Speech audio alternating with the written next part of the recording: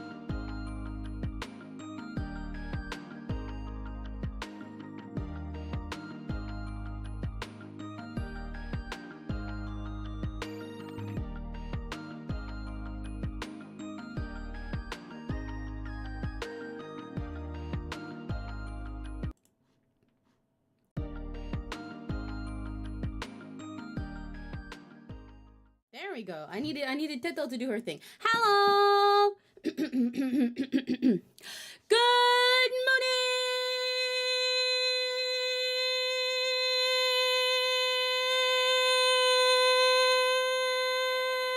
Hi. Oh, I've forgotten which way the camera's like aligned and everything. Hello. Hi.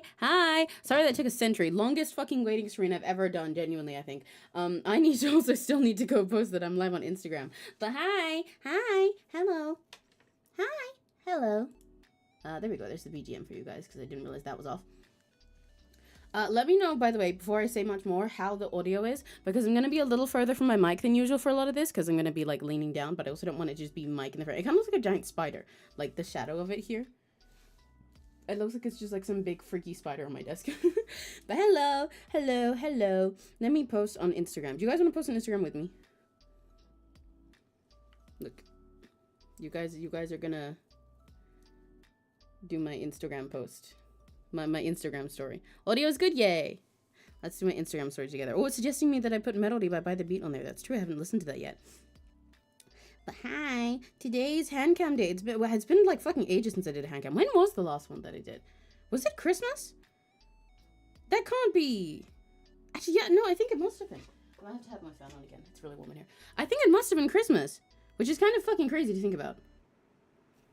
I wonder if that's going to pick up the fan more than now that I have the gain on. I'll turn it back down if it does. But let's make a post together. Look, okay, I'll make the post in the camera here, see? There isn't really any way for me to make it like the screen more. It's going to say live now. And then we put a circle. I'm gonna put that up there, and then I'm gonna say, HANDCAM in forever. Let's sketch and scribble and chill. Yay. And then I'll sign it from Rakigachi's since you helped me make the post. And I'm gonna draw on it. I'm gonna draw something really cute on it. It's gonna be so cute and freaking awesome sauce. And by that I mean I'm just gonna do a bunch of scribbles and squiggles. Because I like the Instagram drawing tools. And I think they're fun and silly. And this is literally about sketching, so I can do a bunch of scribbles and squiggles, and it's like on brand, it's in character. It's perfect. But yeah, I don't have anything specific in mind that I wanna draw today. It's really funny looking at you guys just seeing like this glowing brick. Does it want to see? Do you guys like my Instagram post so far? Look how cute it is. Oh, I should put my notifications on do not disturb before I show my fucking phone to the camera. That would have been a good idea. That is what a smart person would do, is they would do that first. Okay, stickers. I need to put the live link. Cause I'm a shining diamond from nothing to brilliant. Oh my, oh I do it casually. Okay. Then I put stream. That's dangerous. Yeah, no, that was very dangerous. I am so glad that just said Discord notifications and no further details. Sure hope I didn't say anything evil before. It's gonna say in the one before, it's like someone's gonna message me my entire IP address and like my home address and like my date of birth and my mom's maiden name and shit.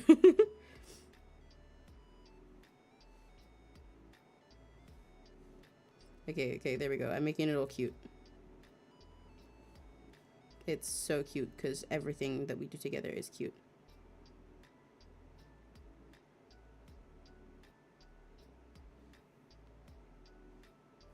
There we go. Look. That's cute. And that doesn't have my notifications. Look how cutesy that is. Look how cutesy that is. Yay. Yay. And for a cute song, I'm going to put Kamacho. Kamate, kamate, kamate, kamate, kamate, kamate, kamate. I want you.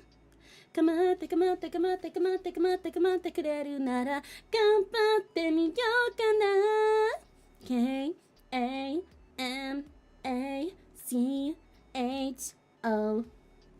And drink some water.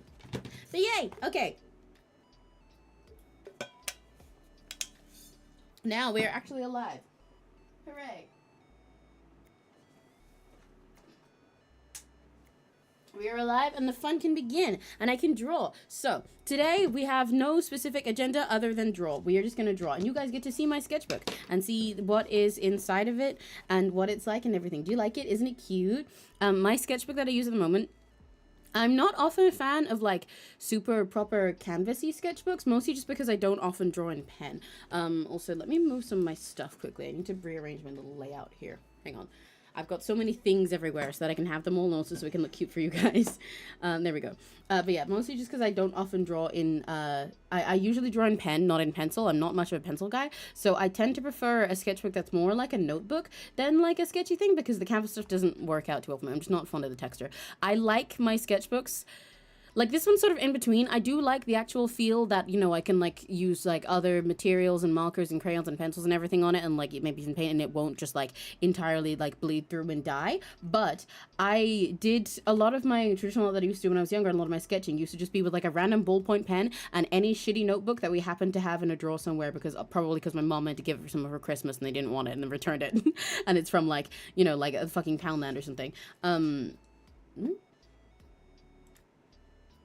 Why is YouTube saying there's no data? Can you guys still hear me fine or did something just cut out just now? What? Okay, that was weird. I'm going to ignore YouTube for a sec. Anyway, But yeah, so I just used to use random cheap notebooks and then like any ballpoint pen that I happened to find. Especially because I was that one kid who like never had a fucking pen or was like always missing a book in school and everything as well. So I just like pick up whichever random fucking one I got from someone else and keep that for now. Everything's normal. Okay, YouTube is just lying to me then. But yeah, so I like this sketchbook. This is the 𝘆cie 𝘂𝗿. This is the first one, but I actually have a second one coming. But this one is official 𝘆cie𝘂𝗿 merch from the 𝘆cie𝘂𝗿 store of Maria Marionette, and she has this cute little outfit. Look. They did these for Oliver Luna, and there's also ones for XLA. I'm getting the Doppio one. One of my friends bought it for me, and I'm very excited about that. But yeah, it's been my sketchbook for a while. The stickers and everything, obviously, are my addition. It did not look like that before. But I like the 𝘆cie books because it has, like, this really nice paper that's, like, I don't know how to put it. Like, it's really thin. It's like, you know, it's like really thin, which makes the book really like lightweight and thin altogether. It doesn't have that like canvas feel, so it feels sort of like a notebook. Like it feels more like normal paper, which I like. I like handling it like that, but it is made for art more, so it lasts and nothing really like bleeds through much. Like I occasionally get a little bit of bleed like this when I'm using a bunch of like markers and everything, but I don't do that super often, and it's usually fine. You can see how like nothing really comes through the pages. You can just kind of see it because they're a bit thin, and that's nice. That's a very nice balance. But yeah, I like it a lot. I really like the texture of these like this. And it's nice and light and thin. And yeah, I've covered it in stuff. What I like to do for this one is the front I did all in like one sitting with a set of Kuromi and My Metal and everything stickers that I had. In fact, I think I have most of them here. Because it's this little notebook that I got for Christmas one year, which is just a bunch of Sanrio stickers, especially mostly Kuromi and My Melody. They're so cute. They're so cute. I love them. And it even has like a little notebook part at the end, but I'm not going to be showing you guys that because I used it for budgeting recently.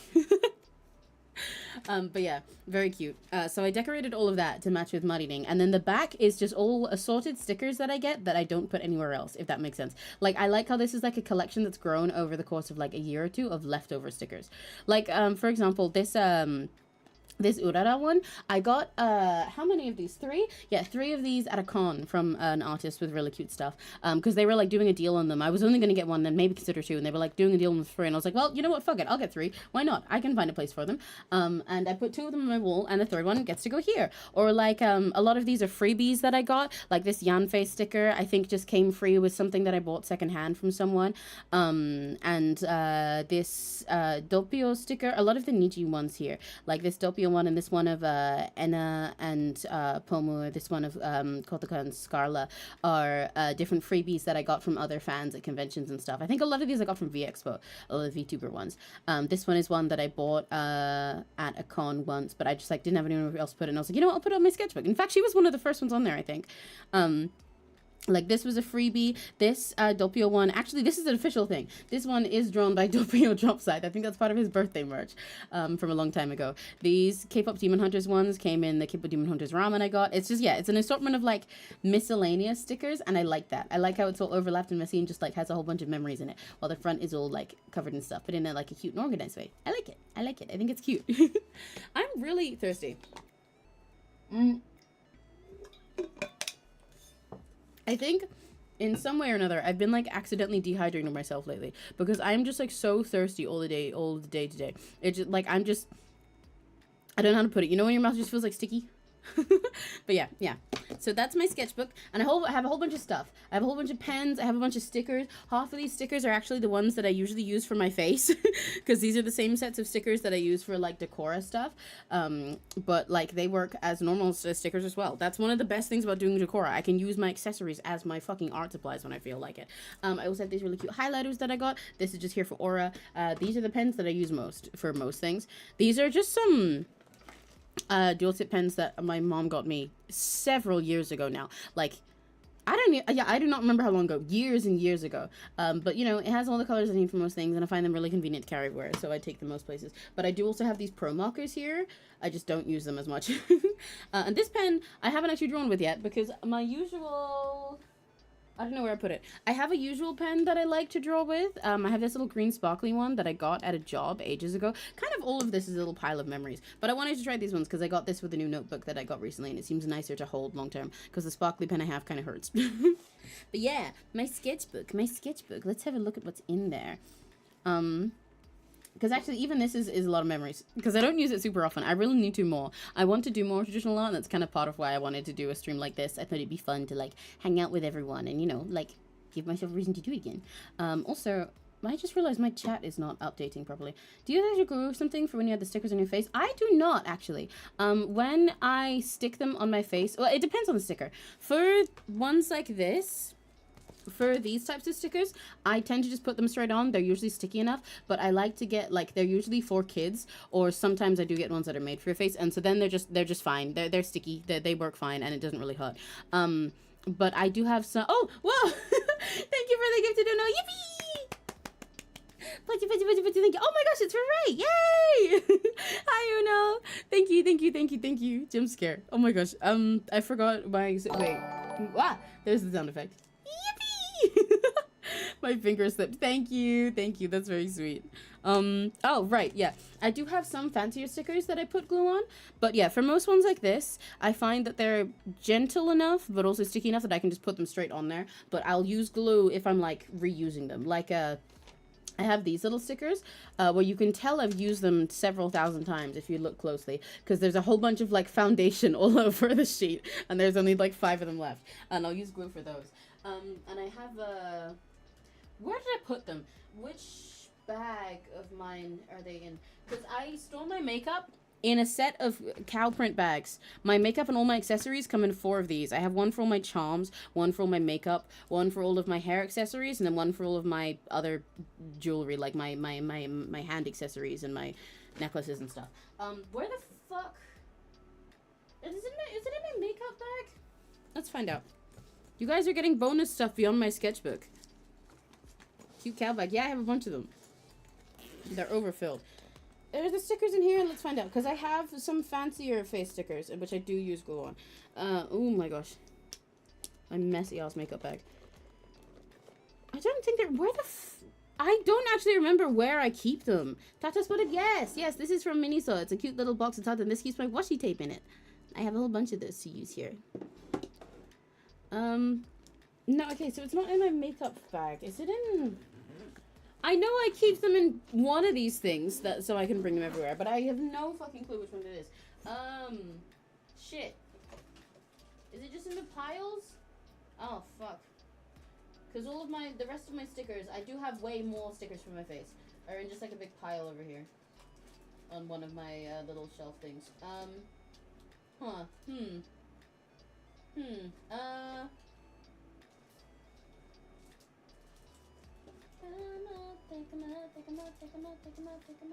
Where the fuck are they? What?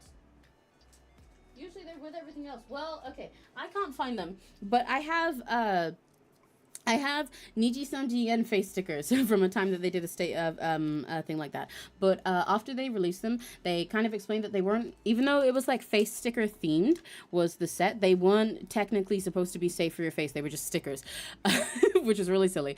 But I am professional. So when you have stickers that you want, things that you want to stick to your face that you can't, you just use eyelash glue. That's what I do. That's what I was going to say.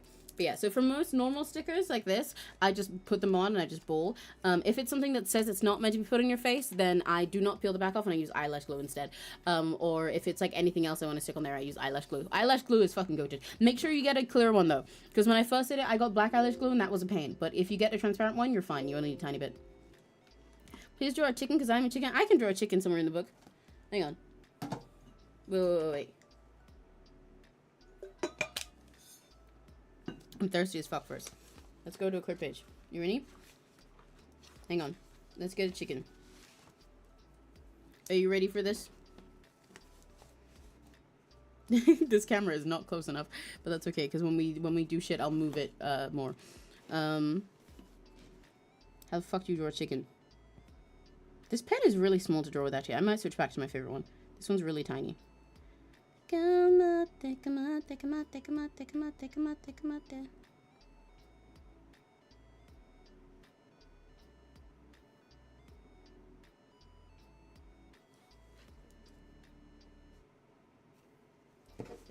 There we go.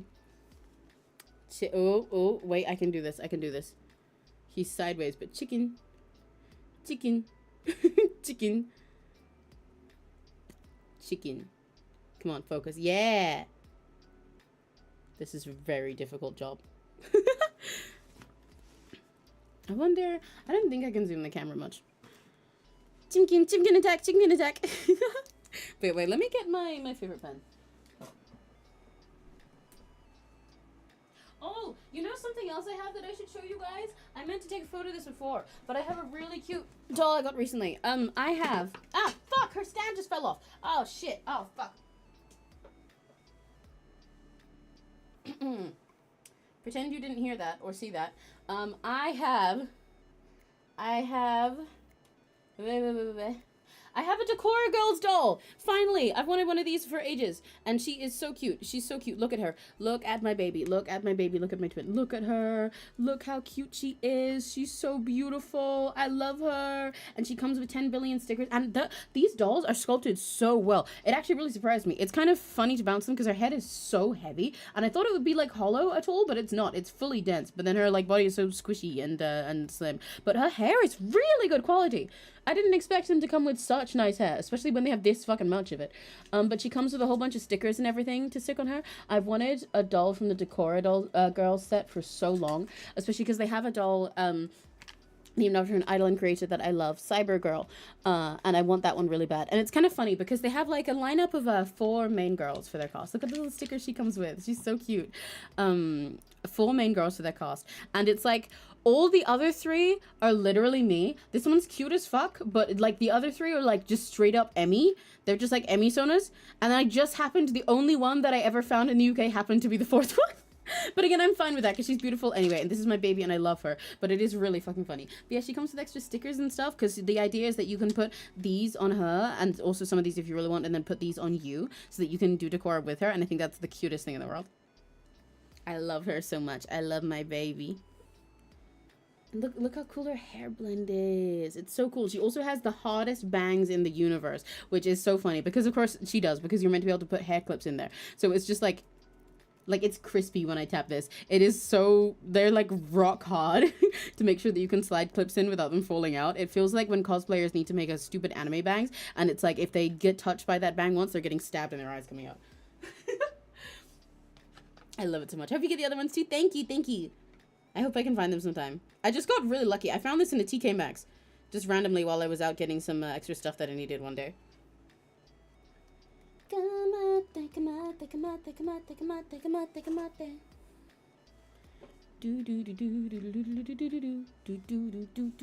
me move her out the way though so she won't be safe. Did I get the pen? Did I do that, or did I just forget to do that? I did get the pen.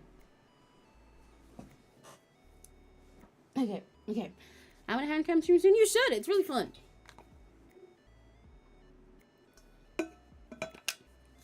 Obviously, your setup for it will vary and everything. But personally, I have a, Logitech Brio something. I forget all the other numbers and words that go at the end. I do not remember at all. But I got that from CEX, which is like a secondhand tech store in the UK, for like how much was it? I think it was like 60 quid or something. And that comes with a little like clip so you can go on the top of your PC monitor, and then I just bend my monitor down and I pray. Sorry, I just made everything totally out of focus. Anyway, have my setup in my car. Yay! But yeah, this is the pen I usually draw with. This little sparkly one. It's one that someone gifted me at a job I had ages ago. But it's not super comfortable to draw with long term because of the fact that it's sparkly, but I like it. But let's have a look-see. I said we were going to look through my sketchbook together. I'm really hoping we won't find anything like evil in here. I don't know what evil would be, but like, it's like in my brain, I'm scared. You know, I'm revealing part of me to you guys. I'm scared. What's going to be in there? You're going to open it up and you're going to find out that I did a drawing that is my entire IP address, you know? But I think this was when I like christened the sketchbook by doodling me and Neri. And oh, this is from me going to Animanga Pop. This is doodles that I did of all of the maids that were present, maids and butlers that were present that day at Maid in Scotland, my favorite maid cafe, who are very, very cute. Because I did that and then got them all to sign it. Doodled it all like while I was there.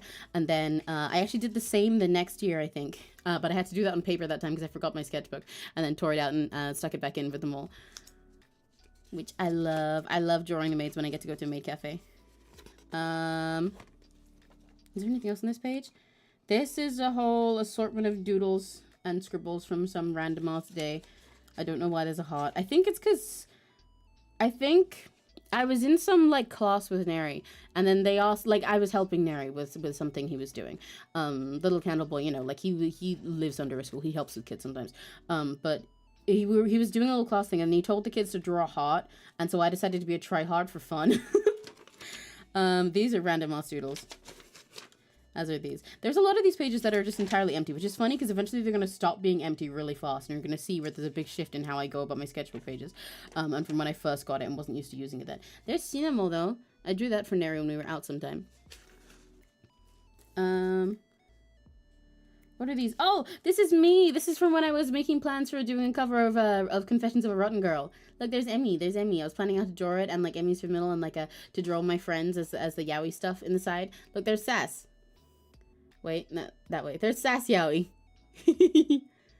So I never sin again, but my patience running thin. The temptation flowing through my veins, I found it by these shackles of shame. Sass mentioned. Now there's a whole bunch more random doodles. Whole bunch of stuff. This one is an OC. That, I think, is Princess Peach. That's an OC. I think everything else is just junk. I think. Not junk as in bad, but just junk as in like random shit. Oh, this was actually when I got these pens. These ones. This was so I guess it must have been 2024. Probably the end of 2024. Or maybe no, because I think it was out of Christmas. So I think it was 2024. Yeah. This was when I got these pens. So I guess I've had them for like 2 years. Yeah. Because I was testing them here. They were a Christmas present. With an Emmy and with a couple of my OCs. A couple of my magical girl OCs. Look at me go. Yay. And then this is more OC doodles. These are mostly the same magical girl OCs. There we go. This is where I said there's a shift in how I use my sketchbook. Because one day I woke up and decided, you know what? Why am I just doing like one pen doodle on a page and then calling it a day? I should get sillier. And so I did. And these are actually mostly the same magical girl OCs. Technically, a lot of this is almost like leaking, but it's a lot of doodles of OCs of mine, and then like scribbling out random ideas with like combat and weapons and magic and stuff, because I just wanted to let myself flow freely, but also like flow freely and like, you know, stick things in my sketchbook and use my washi tape and everything, just to sort of like reteach myself the feeling of just using your sketchbook for everything for fun rather than sitting down and doing one thing, you know, because especially since I did just digital art for so long, I kind of forgot how to have fun with a sketchbook for a while, you know, so I'm letting myself do that again, especially because like, so I can actually get one of those out in a bit, but I think I've shown them on stream before, but in the past when I did art in school and everything, obviously we had sketchbooks we used for that, but I didn't use much of it for regular sketching. A lot of the pages were like your way of presenting your part of a project, then you have to like, you know, decorate the pages and everything and also explain everything in there, but I kind of liked that. I liked that a lot, and I would get really try hard with them. I made my pages so fucking extra in their layout for everything, because like that was the art part in itself, and I miss that. I miss doing that and doing that much and just liking trying out all this different stuff. So I was like, you know what, fuck it, okay, I'll just do shit and do it freely until I realize I can just do that. I'm so thirsty. Why am I so thirsty?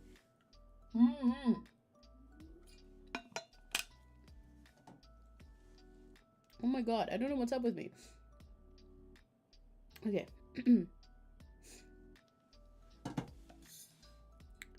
Anyway, but yeah, this is mostly magical girl OCs for a project of mine that I've had for several billion years. It's really hard to show this to the camera. I wish I had the camera on the side that I'm on, but I can't do that. But yeah, it's kind of incomprehensible on its own. But here's like a note here is like one of them attacking and stuff, a bunch of miscellaneous doodles of potential different magic things and them in different situations, and then I was playing with my washi tape and shit like that.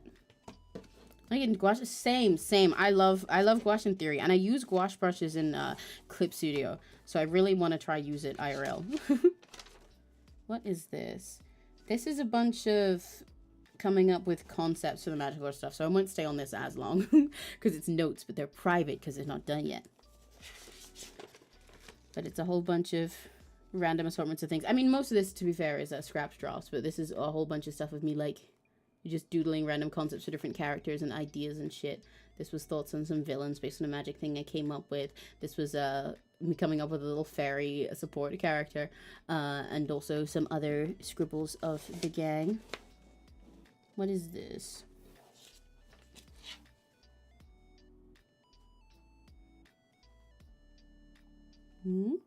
Oh, this is some of Neri's OCs from an idol project that from some idol characters that he did not that he had a plan for and then changed around, and will probably release their music on his own one day. And then there's a bunch of random ass doodles. There's Homo in the middle. There's a puppy Emmy there. This is more random bullshit, and it's mostly the same OCs again. And also you can tell I was watching what's it, an Actually Ray video before this one, because that's where I got the idea of this thing that they do to test like pen blends together. But this is more of the same OCs. You can usually tell by the colors, to be honest, because when there's a bunch of blocky stuff of big one color like this, it's usually my OCs, because they are rainbow themed. So each of them has their one little image color. There's Yuri here. There's Yuri here in a pool. I don't know why it's Yuri in a pool, but it's Yuri in a pool. He's somewhere in a well. Yay! You can't like trade them anyway, but I think it's funny because I won her. This is random bullshit. I think this is Millie Parfait, but I think this is Millie Parfait from memory, I believe. Yes, this is a bunch of Niji Livers vaguely from memory, because I was watching a stream and doodling. I don't remember which one it was, but there's Millie. This one is Finana, and then this is something Alira based, and then there's Rosemi, Sama down here, and then Petra over here, and then there's just some random shit on the other side. Yuri in a pool. Yeah, it's like Moose in Pool, but Yuri in Pool. It's the sequel to Yuri on Ice, where they're swimming. Oh, and there's more. There's Vox and Ren when I was watching some stream of theirs, I guess, and doing them from memory too. These are some Emmy doodles. I liked these ones. I was coming up with a possible alternate Emmy concept. I like the way that the markers catch on the camera here. I need to tilt this better. I was coming up with an alternate Emmy concept. Yeah, I never named this Emmy, but you might see them one day. But I liked drawing this in all the colors. Ominous Lord. Stormcloud Emmy, yeah. There's also a doodle on the back of a receipt of one of the characters in Music Project. Which I'm gonna toss out now. What is this in the middle? Oh, this is a time that I drew one of my OCs and then I colored it in with makeup. That is my eyeshadow.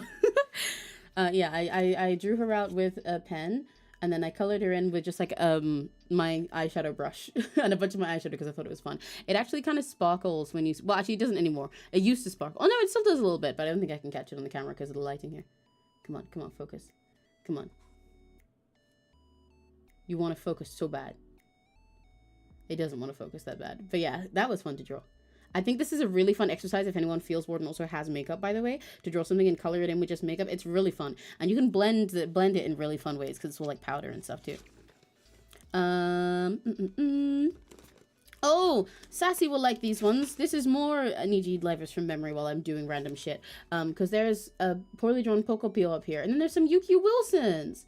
There's some UQ Wilsons. I don't know what this tally was about, but clearly I drew UQ Wilson to help me get through it. And then I drew another one on the other side. And then some other random stuff. And I think, you know what? I must have been watching them play Mario Kart because look at him there. And I think this one is Tomori from Maigo. There's nothing on this page. Oh, this is when my semi-sister asked me to draw Sylveon on her cast. And I tested it first. He's so grumpy. Yeah. There is, what's here? This is an Emmy of some kind. Don't remember what for. Don't remember what that was based on. And there's, I think that over the top on the other side is Shoko. And then there's some other, oh, this is, that's Moemi. There's Moemi sketches down in the bottom. And the other stuff I think is miscellaneous OCs. Like that one with the fluffy stuff on, I think is an OC of mine from ages ago. Then there's some Moemi. Yippee. I had an idea of hiding in the hair and using the tail to give stuff. What's here? Oh, these are sketches for a stream type of idea that I haven't finished yet, but I will do one day. And you get nothing more than that yet.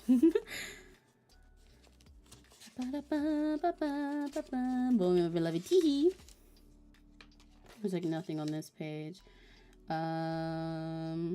Oh, here's some more doodles. This is more of those OCs, except I was just scribbling with the highlighters and seeing where it went, so they're entirely unproportionate, but I was thinking about them in different, like, Summer Festival stuff. This is Yanfei Genshin Impact.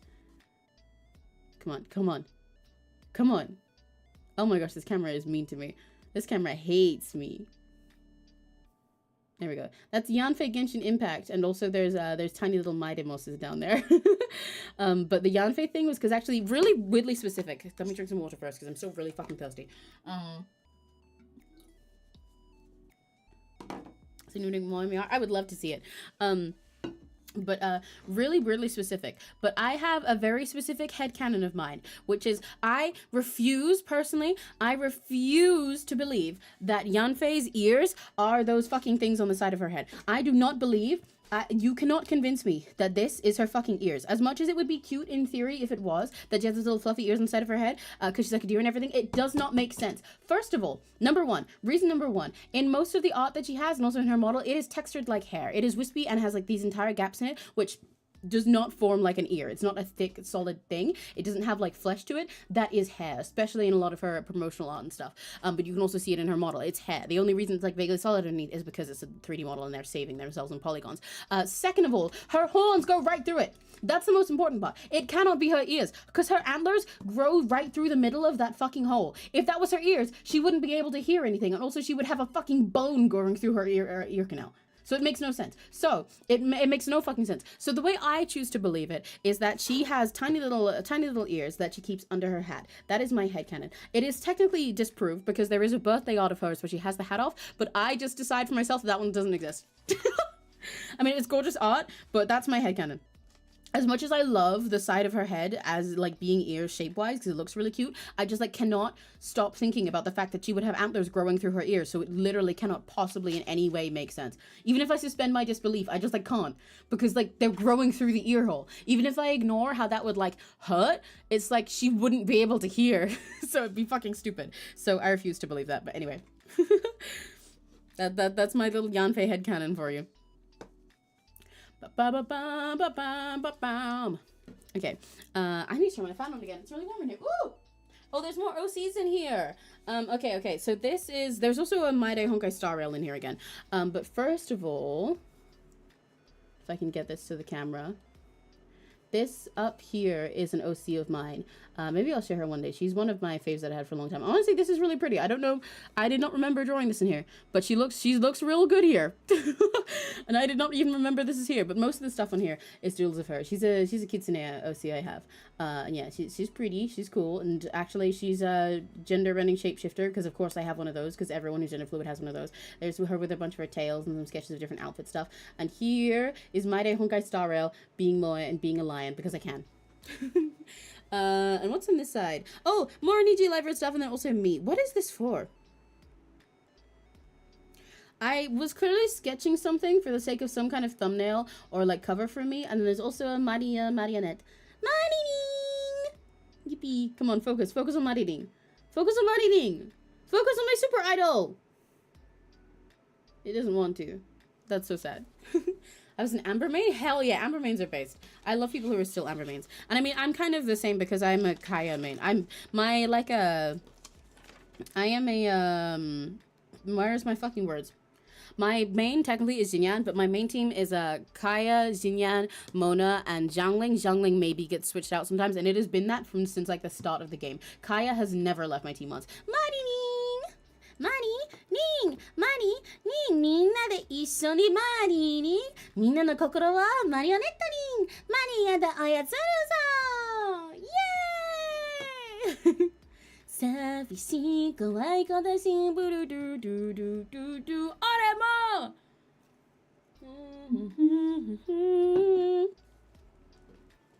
Any whoosies. This is more of the same OC from the last page. This is more of her in some different looks, and also in a slightly more mass mode, and then just like, I don't know, serving. And this is Jinyan Genshin Impact for her birthday. My beloved, my main, my kin. I say my kin as if I don't have multiple. Amber, Ether, Beto, and Kokomi. That is a great little team. I like how many of them are stuff from the beginning. That's awesome. What is on this page? Ooh, this is more OCs, but they're also not all mine. There's an interesting assortment going on here, and I don't really know. There's a whole bunch of stuff. Just stuff. Just stuff. This one that my finger is so rudely covering is one of Nymph's OCs. And then there's just a bunch of other stuff. Lots of furries. I honestly, one of my default states is to draw furries. You'll probably see this as whenever we actually get to doodling today. But like a lot of the time when I'm just like scribbling stuff random, I'll start scribbling and then it'll end up being a cute girl and then it'll end up being a cat girl. There's so many cat girls on like every random piece of paper that I find to draw on when I'm out. And here's another one I'm gonna see. This is Gumi. You guys know this one. I've shared this one before. That's Gumi. That's Gumi and TV. There's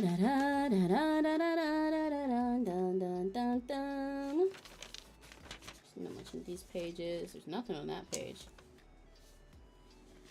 There's some random stuff here. There. Oh, that's not the pages. Hold on. Hold on. There we go. Some random stuff. Some random stuff. There's a pretty lady of some kind down here. And there's a cutie pie of some kind up here. I like this. Whoever this is, I like this. I like that little hairstyle. I don't know who that is, but I should keep that design for another time. I like the way their eyes look. Could you end up drawing a semi-androgynous femme person with piercings? Yeah, you're real. Oh, and there's the chicken from today. I swear there's other pages in here. Or are they just at the back? No? Okay. I could have sworn there was more stuff in here. But yay. Now we get to draw. Yay! Yippee! Yay!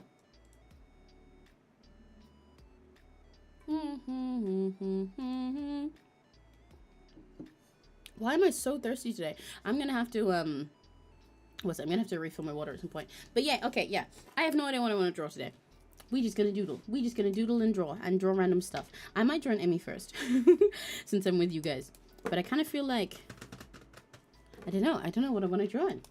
Let's draw an Emmy to Chris now. I'm gonna draw a little the same way that I draw when I'm on MS Paint with you guys.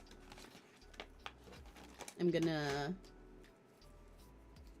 do an itty bitty Emmy. Let me move my mic as well so I can move more in this way.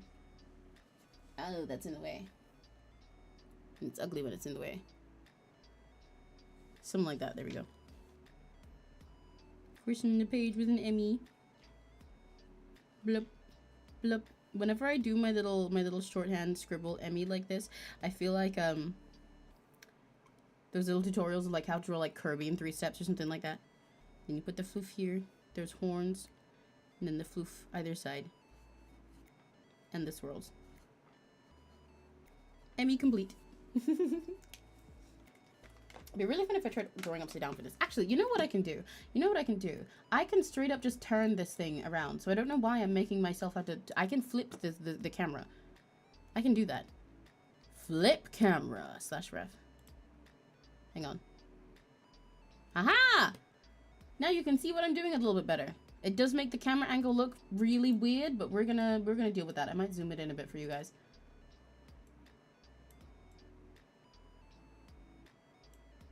Now you can have a slightly easier time seeing what the heck I'm doing.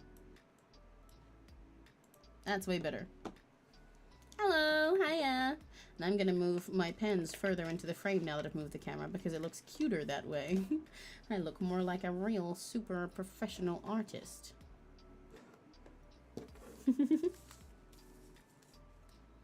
I'm min-maxing art. I gotta have my cute layout. It's necessary for survival. Yeah, hello.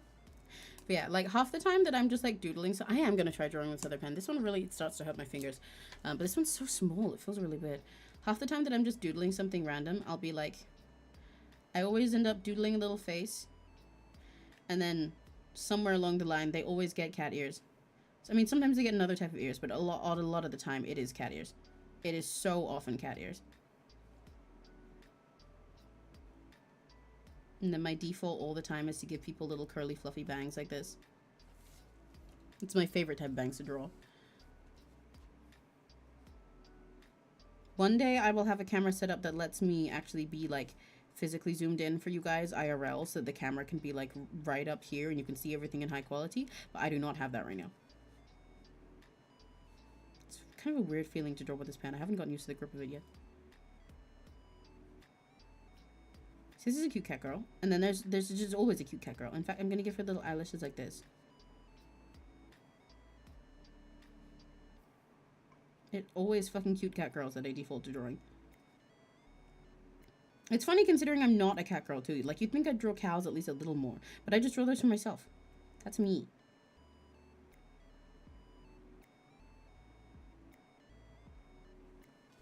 El gato. Tiny, tiny cat girl. I'm new to your channel. Love your art style. Thank you. Thank you so much. What do I want to draw today? What do I want to draw today? I kind of, yeah, I don't know. I have nothing particular on my mind, but that was kind of the goal. I've been thinking, what's it? Something I do kind of want to draw is, lately I've been thinking about, like, swimsuits and stuff. I think it'd be fun to make a swimsuit Emmy sometime. Especially because, like, when we, did my, like, designed that second outfit for me together, I considered making it summer themed at first for a sec, because I was thinking about, like, you know, when I'd probably make it. And I was like, yeah, I could make it a thing for summer. But we ended up with our candy clown theme, which I like better anyway. But like lately I've been wanting to go swimming so bad because it's like so hot outside and everything. And I'm like, man, that would be so nice. Maybe I'll draw a little swimsuit Emmy. We're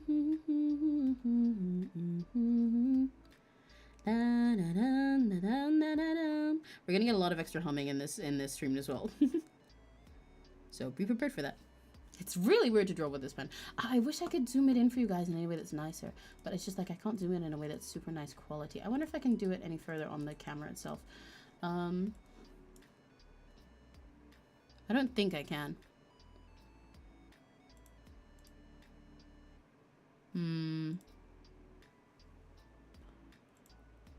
Oh, I can zoom. Whoa. Wait, hold on. I might be cooking. I might be cooking with portals. Wait, but why is it cut off now? That's not how I wanted the zoom to be. Okay, I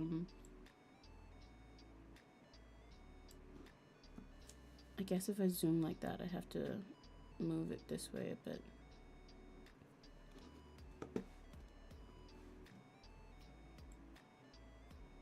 Like, I wanted to move it and then just kind of move the camera so that it wouldn't be zoomed on that certain spot. But it does not appear to give me that option. What does this do? Oh, God, sorry.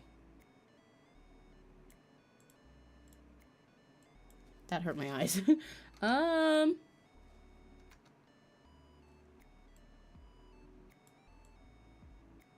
trying to set the focus back to normal. Hang on.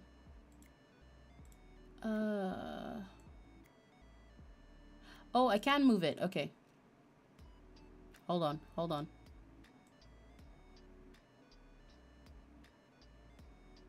Aha! That's a bit better, right?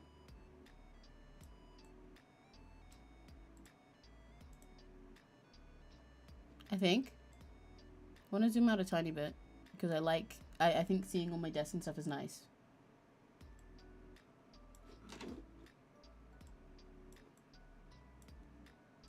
And again, I don't want to just make this like shit quality for you guys.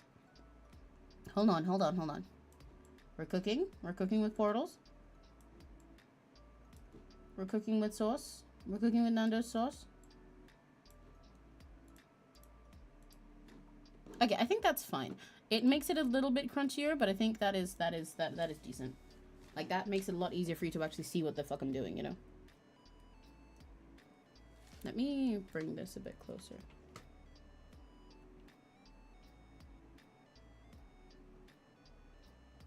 Because then I think I can make the camera a bit straighter.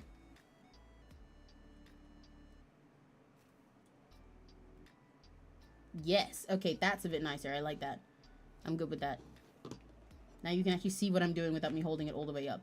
You don't get to see the pens being cutely in the side everywhere, but that's okay. I can still make it cute.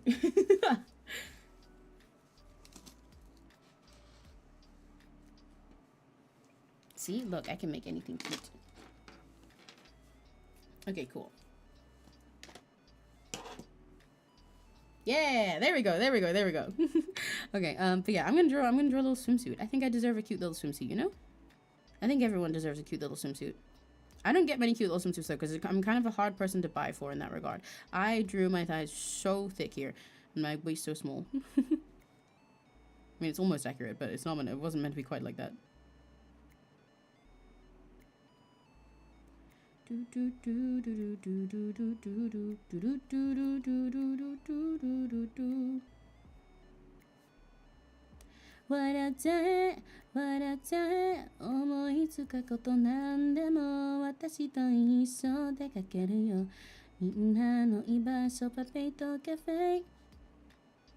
His neck is messed up. Oh well, it's sketchbook. That's something I've been trying to teach myself with sketching in my sketchbook over time, is that like this is a place where my art can be as fucked up as I want it to be. Oh gosh, I did not like that ear though. And like that's okay. That's what it's meant for. It's just a sketchbook.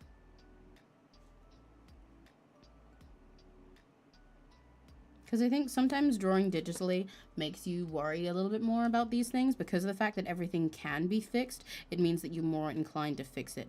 Like you have to purposefully add a lot of the things that feel like accidental and just like freehand, you know. And I still love digital art. It's still my favorite overall. But it like, yeah, it's a different kind of feeling when you're just doing stuff physically, and things that are done are simply done, and you don't have to like purposefully add the parts that make it more human. I don't know. It's not like I can't make mistakes digitally, but you can go back and clean everything up. There's always a possibility to do that, and always a possible way to make it cleaner. So it doesn't quite feel the same, and sketching doesn't quite feel the same. So it's nice to let myself have things like this, and let things just be. Yeah, I was going to add an adjective, but yeah, simply let things be is nice. It's nice to let things be. Sometimes art's going to be a little ugly. Sometimes it's going to be a little janky. That's just the way it is. Okay, what kind of swimsuit are we drawing Emmy in? Because what I usually get is I tend to get like full body swimsuits, partially just because of the way that I'm built and everything, especially because my boobs, because those are a lot more supportive. But I tend to get ones that are like have some cute top part. Like I have one that has like a frill here, or I have some bikinis, but when I have bikinis, it's like ones where it's like full fucking like wired bra, whole coverage on the top and everything, and then the bottom part, rather than like the little strappy ones. But I really want to wear one of those one day. I want to be able to wear a swimsuit like Noelle does in the fucking Holodori art. It's so cute. I want to be able to wear stuff like that. Or you know what? Yeah. Maybe I'll just design a dream little Emmy swimsuit, a little bikini, if only I actually got to wear one.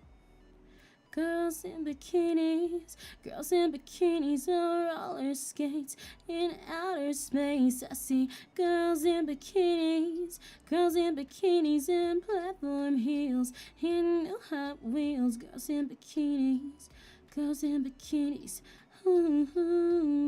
Because I want to be able to wear a bikini with under boob, bro. Life is so unfair. A cup, B cup, living love, don't cover up. Slow down my Lamborghini for. Like a little bow here and everything. I love the ones with all that stuff. I'm gonna steal the idea from Noelle's ones where it had like the cross part over the waist.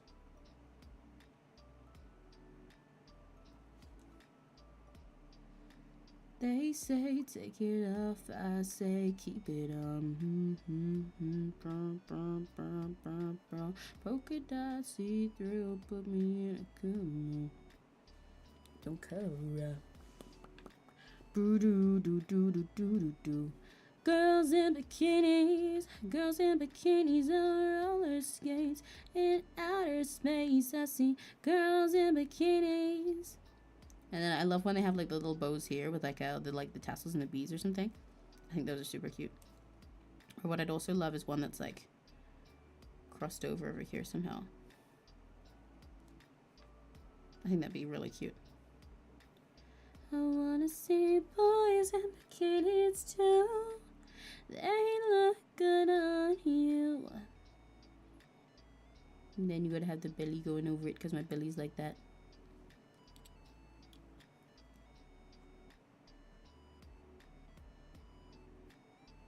Girls in bikinis. Okay, and then we'll what would I do for my hair with an outfit like this? Probably like the half side thing.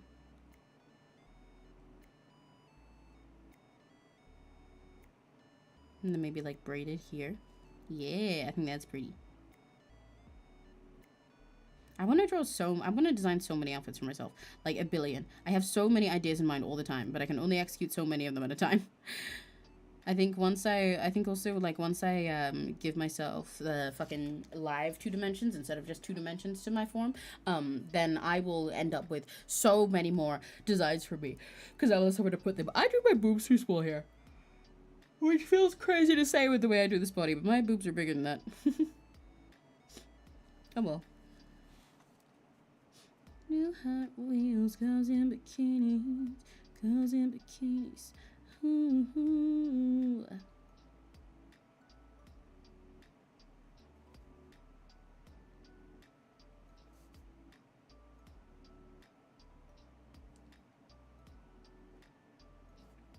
With a little tongue out.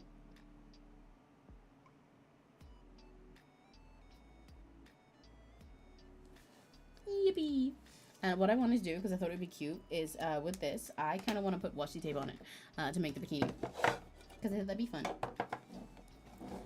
I'm so thirsty. Why am I so thirsty?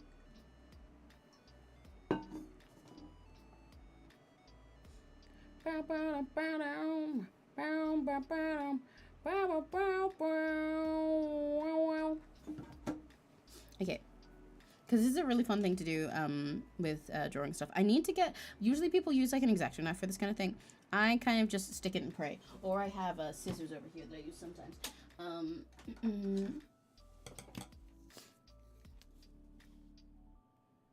think I could fit that into the bra.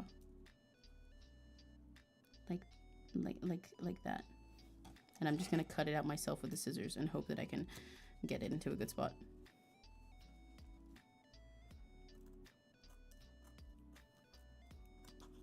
Yeah, this is an especially fun thing to do when drawing like clothes. Yeah, look at that. Now I have a cute little bikini. It feels kind of like I'm playing Dress to Impress. I miss playing Dress to Impress. I miss when it was trending. I mean, I can still play it anyway, but like I miss when it was trending because I think that was a really fun time. I played so much with my semi-sister. And like when we started, we were so confused by everything, but then we got so pro at it. And it was just such a fun little creative thing. I love when like a trending game, especially for Roblox, is one like that that encourages creativity. I mean, obviously there are also some things. Wisdom Tooth, hell of a name, hell yeah, hi. There are also obviously some things where people just copy pasted the same shit. But it's still overall a game where you got to be creative about stuff and about layering stuff rather than just one that's like normal. And I feel like anyone could try it, you know? And I loved seeing so many people try out a game that is so inherently girly and whimsy as well. And I also still think of Dress to Impress with half of the songs on the Brat album. Especially 360, because that one was in the, like, the lobby a lot.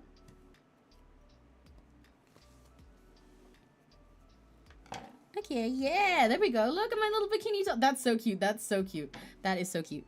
I love doing this with washi tape. I wonder if I can pull off the pants as well. Slow down my Lamborghini for girls in bikinis. Girls in oh, this just reminded me. While we're yapping, my voice altogether is generally better now. I'm still like occasionally coughing or dealing with some stuff like that, but on the whole, I am doing good now. I am healed. I'm not really like sneezing 24/7.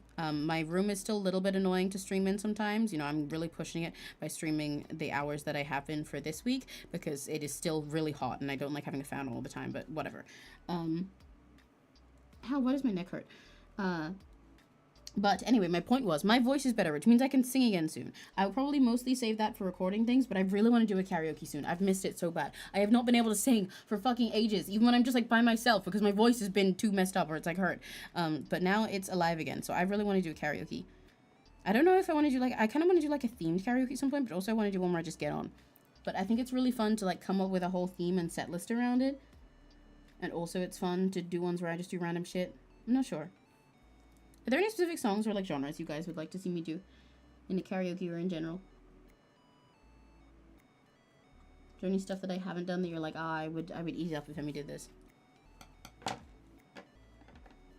This is why people use a knife for this thing, because you can't really get that in place. But that's so cute. Look at that. Look at that. Ooh, I really do feel like I'm playing Dress to Impress. Or I feel like I'm playing one of those girl games you find on the internet and everything, where you just like you know, put an item on and pick through the patterns for it.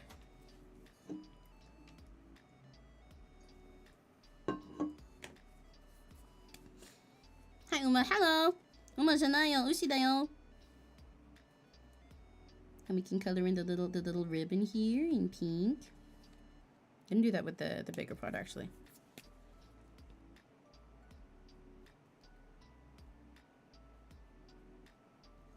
I wanna see boys in bikinis too.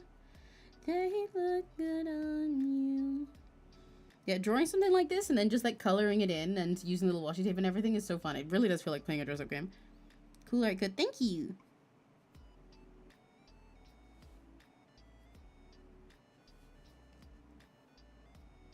Slow down my Lamborghini for.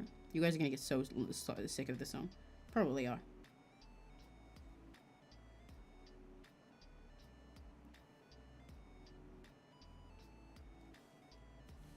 Oh, that's so cute! Oh, look how cuteful that is. In fact, it also definitely needs straps across the neck as well. Ba-da-da-da-da-da-da.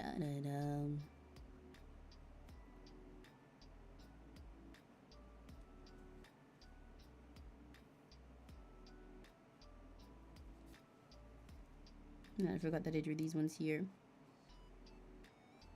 Oh, this is cute as fuck. Guys, I want this swimsuit now. Wait, I want it. Now I need it for real. I shouldn't have drawn this. Can someone make me the swimsuit? Can we do like a Cinderella type of thing? You know, like in Cinderella where all like the mice make her outfit after she can't go and everything at first. Can we do that? Except it like won't get ripped up by evil stepsisters. It'll just be perfect.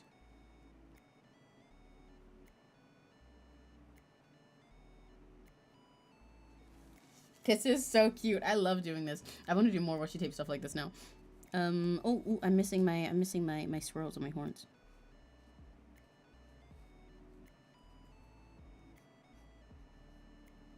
Cheeky, tankini, girls in bikinis. Now put a little flower in my eyes to match this thing. Yay! That's cute as fuck. That's so cute. That's so cute. I'm gonna draw little flowers like on the pattern. It's really fun to draw like this because you just do like a bunch of little blobs and then leave the middle out and then it's like, yay, flower.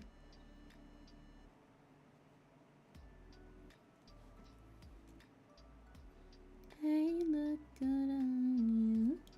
My birthday tomorrow. Oh, it's your birthday tomorrow. Yay! Happy birthday in advance. I'll wish you happy birthday again on the day. But yay, what do you have birthday plans? You gonna have a party or something? You gonna eat some yummy food?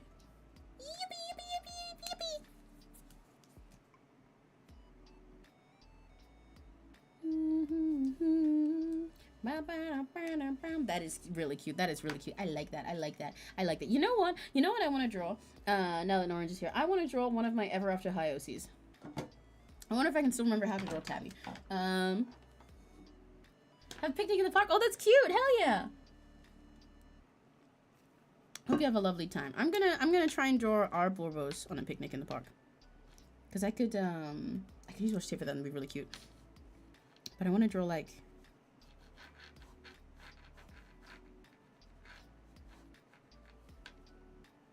I set myself up for this because drawing characters sitting down, especially next to each other, is really hard for me. But I'll figure it out. Hang on.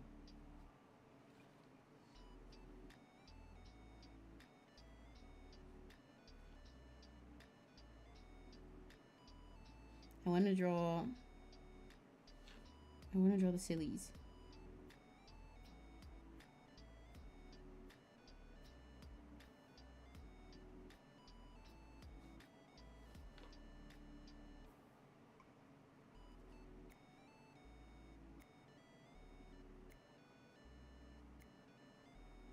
I suddenly cannot tell what pose I intended here. And it's messing me up. You know what the pose is this now? I had like a thing in mind and then I just kind of didn't. No, I got it. There we go.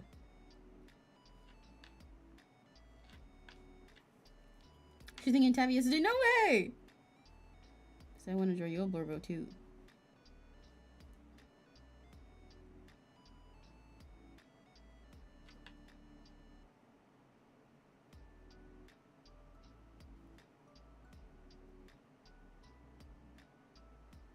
Maybe I'll put like the basket here. Hang on, I've got a vision.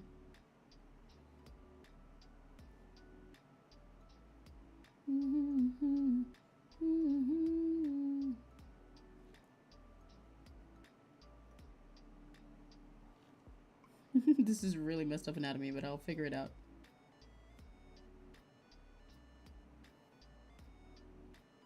They're chilling.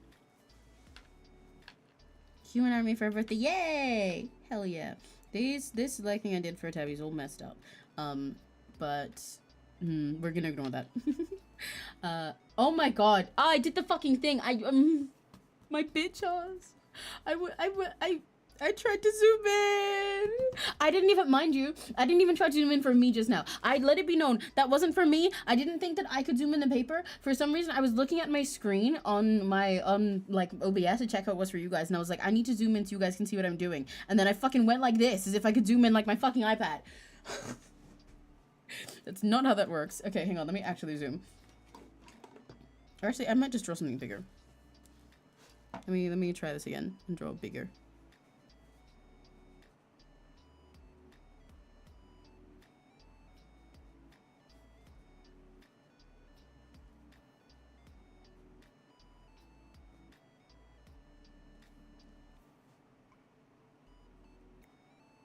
Yeah, this is a bit better.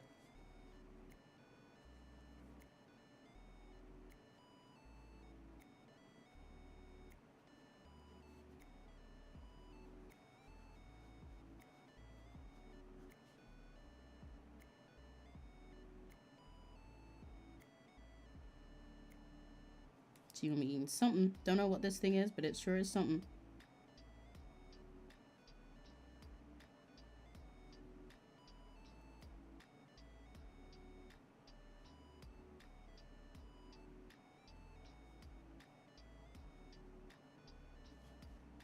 Slow down my Lamborghini for. With an arm over here.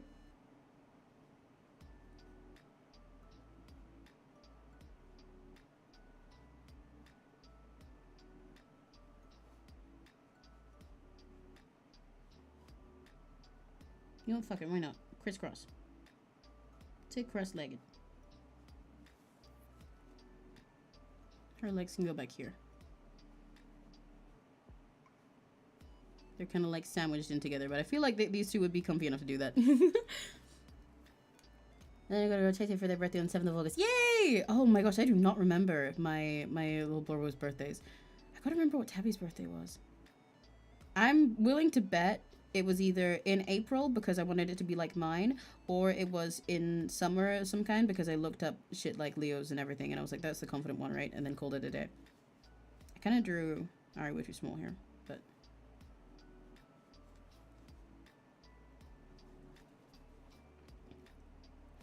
I remember, so for any gachi who's confused, these are ever after high OCs that we used to have. Well, that, you know, we still have. These are ever after high OCs of ours. That I had an OC who was the daughter of Puss in Boots. And Orange has an OC that is the daughter of the March Hare, if I remember right.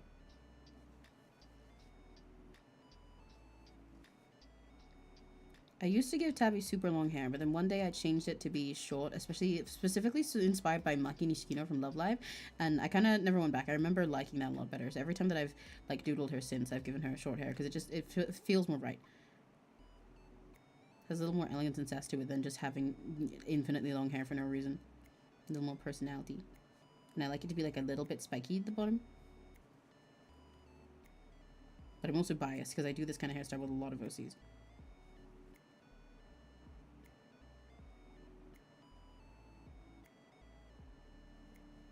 I messed up the side of that, but whatever. Scroll to my own account and find out. Sure, I probably can. I could probably look through mine and find a birthday post for Tabby as well.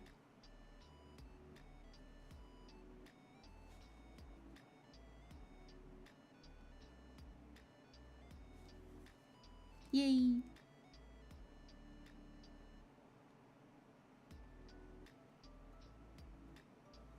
And then for Ari, she had floppy ears, didn't she? Tabby's birthday is April 18th. Yeah, no, April 16th. Yeah, that makes sense. I knew it'd be April. I knew it'd either be April or it'd be a summer thing.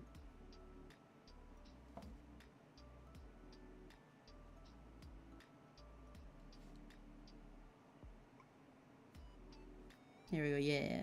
But we used to draw these guys all the time, make edits of them on Instagram and stuff. And actually, you know, I've talked a lot about how Ever After High formed a lot of my art style. That is specifically from stuff like this, from doing a ton of edits of my OCs in Ever After High. Giving her some kind of sandwich. I'm choosing to believe, because of the way she's eating it, that it's like one of those pudding sandwiches, like the ones with like strawberries and stuff in that are really cute. I like the idea of her having big squishy cheeks when she's eating like a bunny, because she's one. So her style's still like a bob like this. I recall it being that kind of like say the long bob.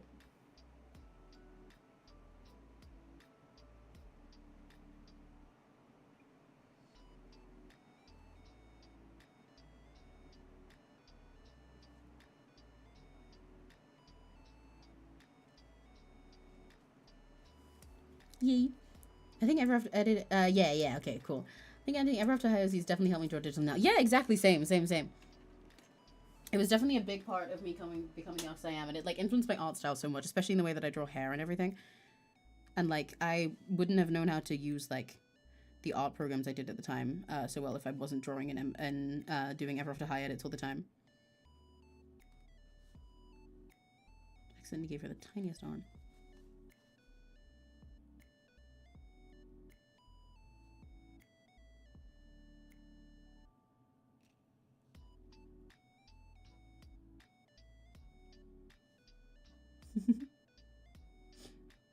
I think Ari suit's having pretty round eyes like this with a little lash at the top. You can't really see that very well. You can kind of see it, but like the way I drew her eyes just now is like this. I feel like it's cute.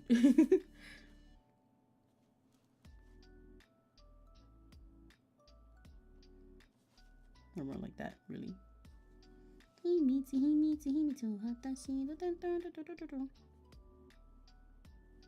The big bunny cheeks, what she knows.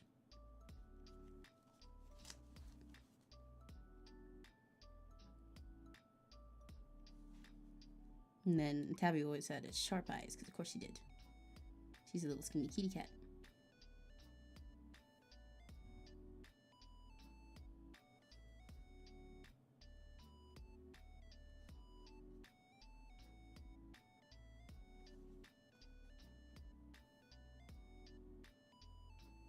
Yeah, there we go. Can you guys hear the music and everything fine, by the way? I forgot to check if the BGM volume was good when I checked the volume earlier. Because, like, I can't hear the BGM today because I don't have my headphones on since we're doing HANDCAM. And it would kind of just get in the way, but...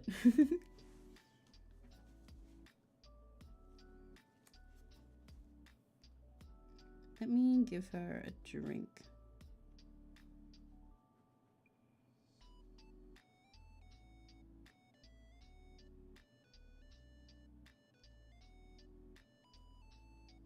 Accidentally made her hand really big.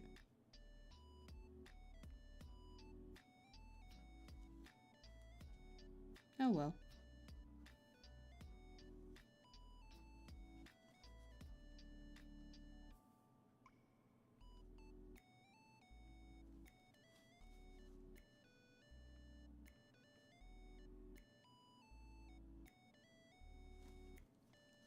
What kind of fit?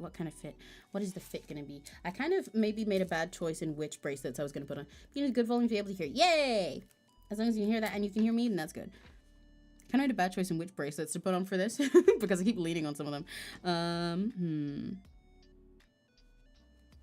What's the fit gonna be? Maybe I will give Tabby like an off-shoulder thing. I think maybe something frilly would be nice for the summer.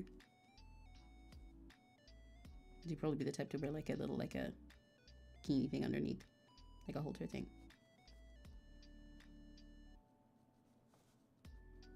It's really fun to go back and draw old OCs. I really like redesigning old OCs from forever ago. Sometimes not even like for the sake of using them again. I just do it just cause.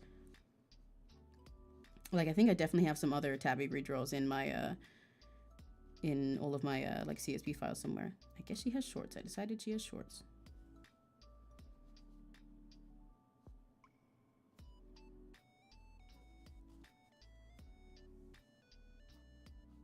I'm gonna put like a little sash over here because I just feel like she'd do that.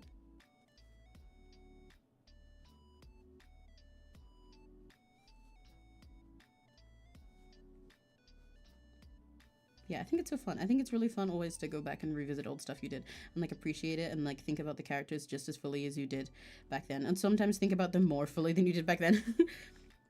There's definitely a billion times that I've gone back and looked at old OCs, especially from like my Ever After High phase, and looked at them and been like, woo, you were something, or woo, you were the same as the all the other Lost guys I just went through.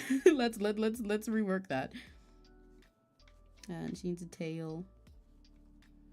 Let's give her a tail up here. Nice and fluffy.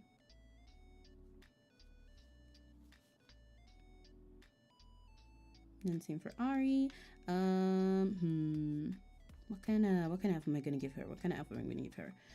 You know what? I'll give her puffy sleeves.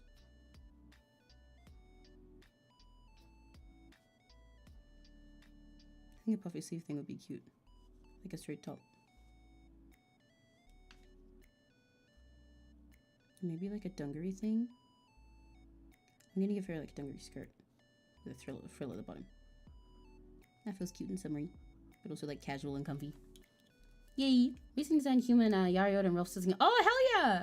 Going through. Oh, you know, yes, the Greek god kids were a crazy time. So not only did we have these Ever After High OCs that were based on the Mott chair for Oranges, which was Alice in Wonderland, and mine obviously Puss in Boots. But we also had a bunch that were based on Greek gods and stuff. I had so many, actually. I had so many. Too many, even. I just kept making these things, especially because I knew so little about a lot of them then. There's some now where I'll, like, learn about these gods in, like, I'll learn about these gods and then look back in hindsight and I'm like, what the fuck was my lore for this one at the time? Because I was just doing shit. Or I'd run with, like, one little tiny thing about them and go off that. But I did mean to redesign Hadley ages ago. Yeah, I had Hadley Hades. I had Hot for Hephaestus, if I recall correctly. I think I was also the one for, or at least designed for Zelda, the Zeus one, right? Yeah, well, I could definitely. Like, having, hang on. Having a whole set of characters that is based around Greek gods, or like the kids of Greek gods, and putting them all in school together and everything, like, who the fuck are you gonna ship? But we just kind of ignored that for half of them. Okay, then her little feet are over here. Let me give her some cute shoes. But so many of those motherfuckers definitely were related.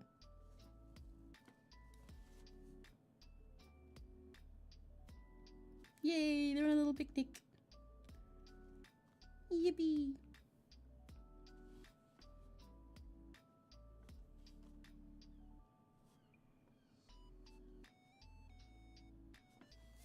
Yay!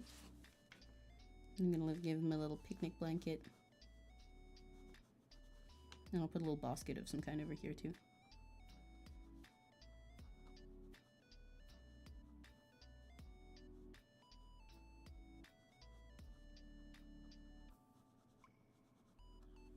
And maybe like some plates and snacks. I'm drawing over the Lemmy that I scribbled, but that's okay. That's another thing that I find fun about being in a sketchbook like this. Is just like letting everything happen, drawing over stuff, changing stuff. I think it's nice.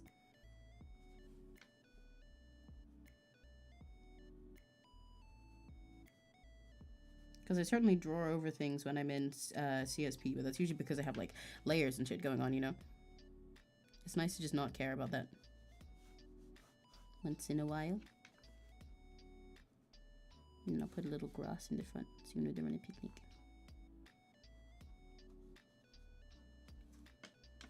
With little flowers too.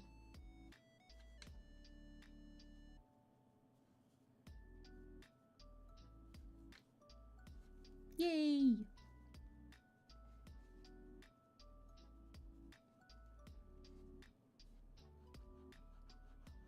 Maybe I'll put a tree back here. Just to have leaves coming over them.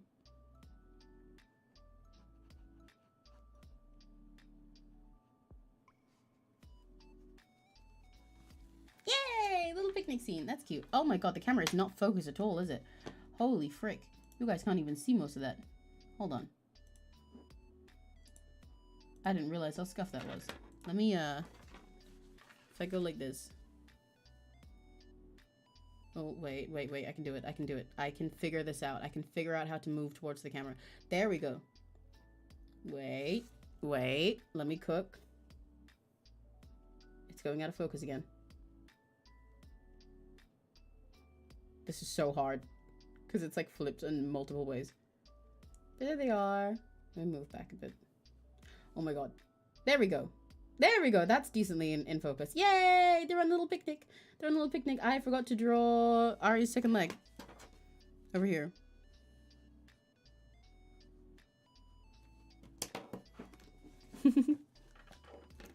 Person drawing your fake one based on this description. Its name is Soccardillo. It's based on a soccer ball. Armadillo is kick around kids. I can try. I've never drawn a fake one in my life. I don't really draw Pokemon or animals for the most part, but I can try. Just because we're doodling random stuff today. There they are. You also can't really see Tavi's arm, but that's okay. That's okay. They're having a little picnic. They're having a little picnic. I might color them in a sec because I kind of want to use washi tape for the picnic blanket. And also here's the... Oh my gosh, I can't move this to the camera. That way? That way. Here's the bikini Emmy that I drew. With the little washi tape trick. Yay! I think this is really cute. I want this bikini.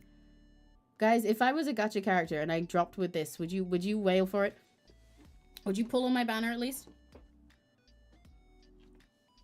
A, would you pull on my banner, and B, would you go free to play, or would you wail on it? So let's see if I can washi tape the picnic blanket without messing it up. Because I don't know if I can when I don't have a knife and I'm just like scissoring this. Not the words. Just like freehanding this with a pair of scissors and hoping for the best. But we'll find out. But yeah, it's really fun to go back and draw older seas. Like, I still love all these guys so dearly in my heart. And it's fun to redesign them and look back on everything you had when you were a kid. I might, in a sec, get out some of my older sketchbooks so we can look at some stuff from them. Because I have a bunch of those. I have a bunch of the ones from when I was in school. Yeah, this would be super easy if I had a knife, but I don't. So I wonder if I can pull this off at all. Because I've got a lot of places that I want to cut out if I want to do this. That would be like that. And then, hang on. Let me cook. Let me cook.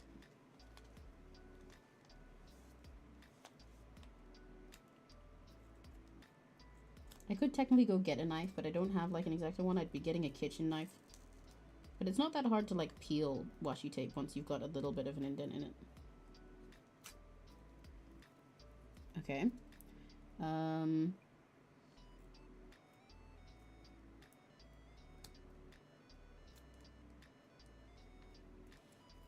Wait, I'm cooking. I'm cooking. I'm in the kitchen. The stove is on.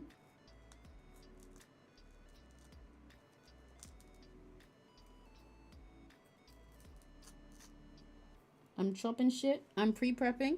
The sauce is boiling. Look, I'm getting somewhere. It's working. I might be goated. For a cow, I am suspiciously goated. Just saying. Maybe someone should look into that. But that's just a theory. A film theory.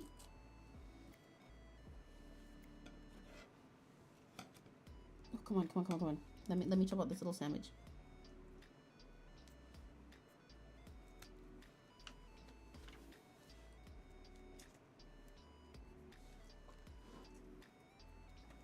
You know what? Yeah, that kind of worked.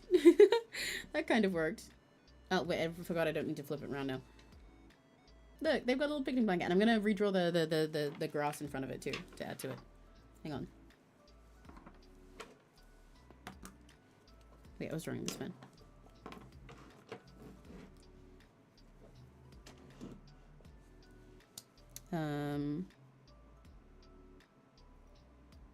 It's pretty hard to draw over the washi tape, but I am not a coward, and I will see it through.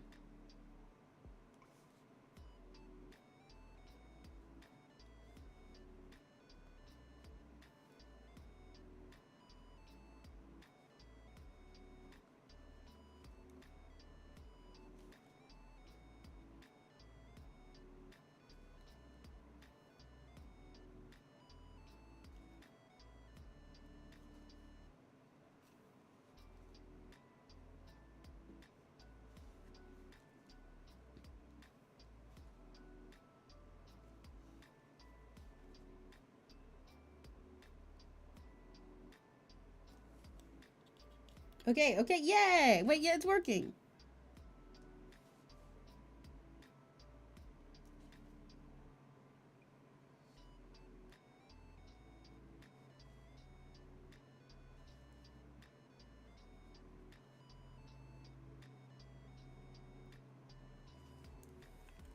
Yay! Look at that. Look how cute that is.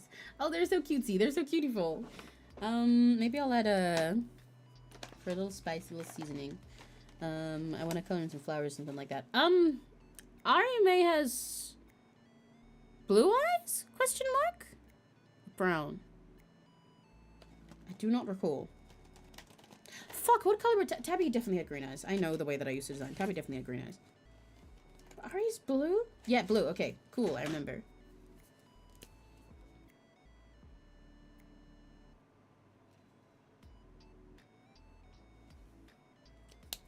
Get them both a little bit of eye color. Basically self-insert. Yeah, that makes sense. It's okay. Tabby was basically inserting everything that I, like, wished I was, you know? Like the way cooler, hotter version of me. The girl boss version. And I'm gonna add, like, a little sprinkle of color to their hair, like this. That's just a highlight.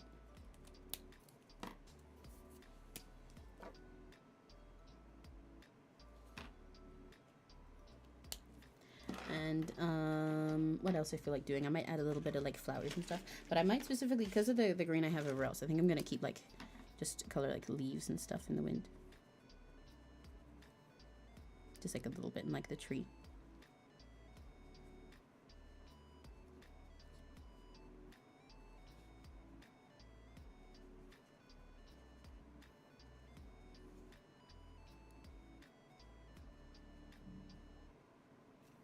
Maybe some little bits of their food.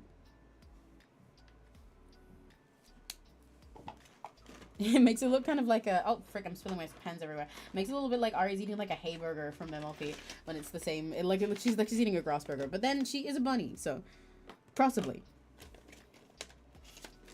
I'm gonna make Tabby's eyes a darker green, so they're more separate. And, do I have a peach or pink? I do.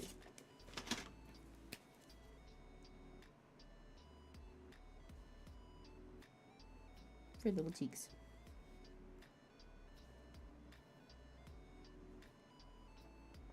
And for these little flowers. Yay! That's so cute. That's so cutiful. That's so cutesy patootsy. Ta-dang!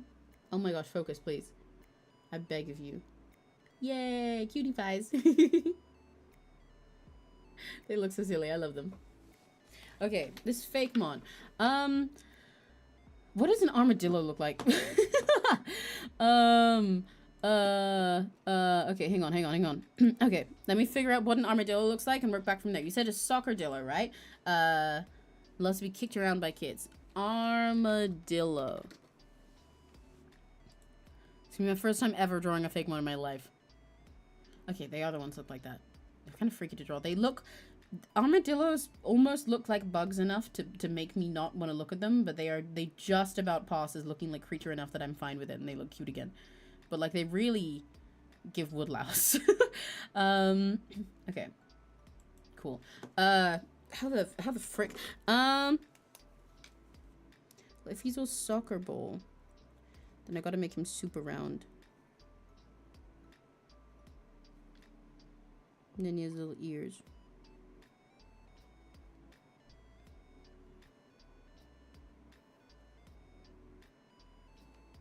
Oh, he looks freaky. I regret it already. I'll give him little legs down here.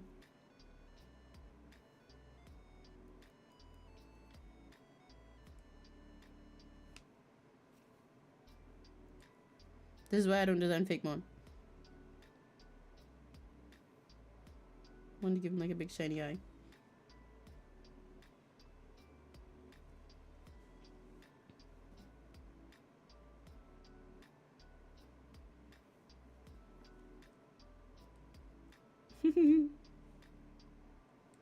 He like curls up into a ball, and then you know, he's got his soccer patterns. But I think I'd specifically make it so they're kind of like a little bit out of like misaligned, because they go over the like plates that he has to like move around. He's freaky. I'm scared.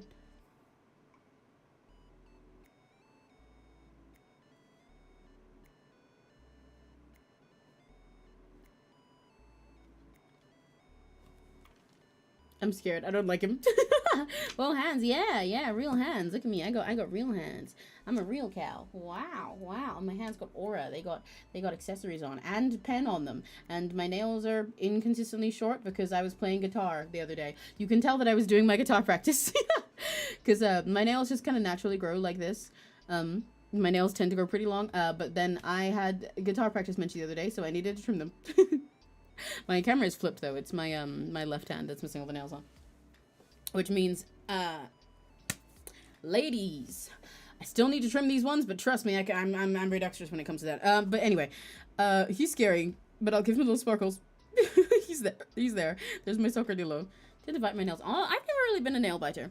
I know a lot of people who are. I like tend to just like always have at least one friend who is for some reason, but I've not really particularly been a nail biter myself. I wonder what else I want to draw. I had something else in mind. I kind of want to draw more older season stuff because that is really, really, really fun. I really like doing that. It's so like nostalgic and fun. And it's nice, especially for sketching like this and getting back, you know, like the fun of just like sitting and sketching and stuff. It feels, I don't know how to put it, extra fitting for memories like this. I also need to go get more water in a sec, but I will draw something else first. Because I wanna, what do I want to draw? Oh yeah, I remember, I might draw Hadley, because another Ever After High OC that I had, was when we made a bunch of Greek gods and goddesses and stuff, and I did one that was the daughter of Hades, but she was also definitely very visually based off of Hades from, the Disney movie, but that's okay. When I first made her, she was just, as many of my OCs at the time were, a recolor. I just recolored some art of like Raven with like neon blue hair and called it a day. And then occasionally sometimes would like edit things like that. And then there was time that I redesigned her later. Like I'm gonna go over all of her designs in my head right now. Cause there was I gotta move this for you guys. There was like Hadley 1.0 was straight up just Raven. She had like big old hair like this. And like the spiky head and everything. And she was like cornily evil. And then there was Hadley 2.0 where I made her instead just mostly a nerd. Because the way that it worked out with our Greek god OCs is there with the fuck ass bob. Yeah, she had a straight up Karen cut as well. I forgot to mention that when I say she was a nerd, it's like worse than that because she had the cut with like like uneven side thing and everything. Where it was like slanted. Because I thought it was so cool at the time, and I wanted to draw a version of it that was cool, but it mostly just gave Karen. But like, the way that it worked out at the time is we just kind of ended up with like 3 different people who had Hades OCs. And I made one that was meant to be like all evil Hades, but the first one was one called, I think her name was Haiti. And then eventually she dipped, but she was like actually just kind of like emo, but like misunderstood and soft. And then there was mine, Hadley, who was all serious and edgy. And then there was another one who was called, fuck, what was the boy's name? What was his name? There was a guy as well. She had a little brother. I don't remember if he was older. I think he was younger. Who was just kind of Hugo, yes, Hugo, who was kind of a fuckboy and was kind of just doing his shit. He was the little fucking, he was a skater boy to all the other characters. That was him. And Hadley could not stand either of them because she was the only one taking it seriously. She was the only royal, at least as far as she was concerned. She was the one who wanted their throne. So I think she had a whole idea to like try and take that because she didn't want her sister, who wasn't going to live their shit out, do it, or her brother to do anything. I'm drawing random stuff. First, I drew myself in a cute bikini with washi tape, and then I doodled some old Ever After High OCs of mine. Mine and Oranges, who's in chat actually. My OC, who was the daughter of Puss in Boots, and Oranges, who was the daughter of the March Hare. And now I'm thinking about another old Ever After High OC of mine, who was the daughter of Hades. Because I'm having so many memories now. And I think it's really fun to draw and redesign old OCs when doing this. Cute women drawing? Yeah. Look how cute I am. I'm a very cute cow drawing. But yeah. So I think over time also, like, both of the other characters, like, their writers fizzled out of it, so we kind of just ended up with Hadley. But yeah, her thing was that she was very, very serious about this. And if I thought about it now, like, if I rationalized the way she was now, at the time I was just like, no, so, like, this destiny needs to be taken, and there needs to be evil, it needs to be serious. But like, thinking about it in my brain now, I'd probably make it more that it's like, this is why I like thinking about all those things, because I like rationalizing their thoughts now that I have a bigger brain to think about it with.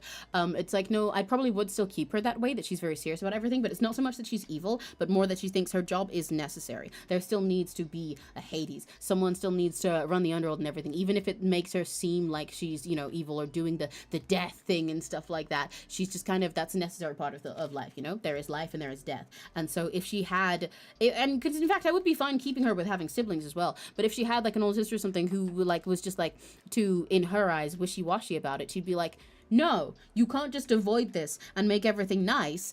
People still need to die. That's how the universe works, and that's probably why she'd take it so seriously and try and see if she can you know, usurp this and become first. Swimsuit Emmy's goated. Yeah, thank you. I want that swimsuit. I want it. I said this to the others earlier, guys. If I was in a gacha game and I had this swimsuit on a banner, would you pull for me? Would you wail for me? I can't. Oh my god, it's so hard to move things to the camera. Would you pull for this? And yeah, here's the other one with the cute little... Oh my gosh, please focus. With the cute little picnic. There you go. You can see both of them a bit better like this. Yay.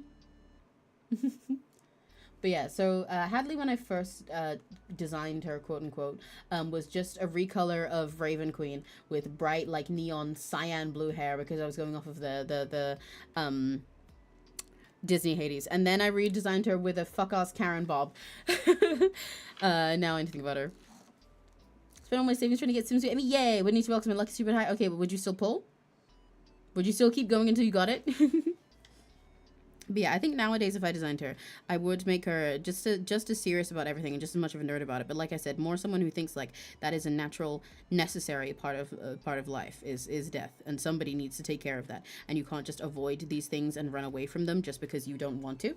I think that's the way that she'd view a lot of things. And I'd probably make it a state of her with her character that, you know, sort of like her growth that needs to happen is not even necessarily just bending her will towards the others, because she's still like technically is correct about that, even though she should hear people out more, but also like doing that and following what's necessary in that sense, or like that you can't just run from it, and that sense of like duty so much that it's like she probably overworks herself, which is a given, but she probably also like it feels like everything needs to be correct in a way that I'm imagining a little bit different to a character like Applewhite, right? Because there are a lot of those in Never After High, but for a character like Apple, it's like things need to be right because that's just the way it is, or like, you know, no, things need to be correct because that's what you're supposed to do. But with Hadley, it's like she's thought over this and she's like, no, this is necessary for the greater good. Like she would understand some rebels, she would hear them out, but she would just be like, okay, but you're wrong though.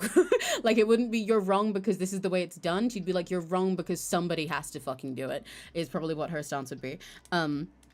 But then I imagine she'd not be great at giving herself a break in a lot of ways, and would often probably steamroll over other people in a way that is definitely not good, when she thinks that she is correct about something, like, and not even correct in the sense of like, oh, like, you know, like I'm better than you, but more like, say for example, she's working on a project with someone. I feel like she would be the kind of person where it's like she thinks, okay, this thing is what I imagine if I plan this out, that will get us the most marks, will get the most stuff done, and people are like, I want to do this thing because it's more like creative and this stuff, and she'd be like, no, that's wrong, like this is objectively the better way to do it. And they're like, okay, but like this is a group effort, and she's like, okay, but you're wrong.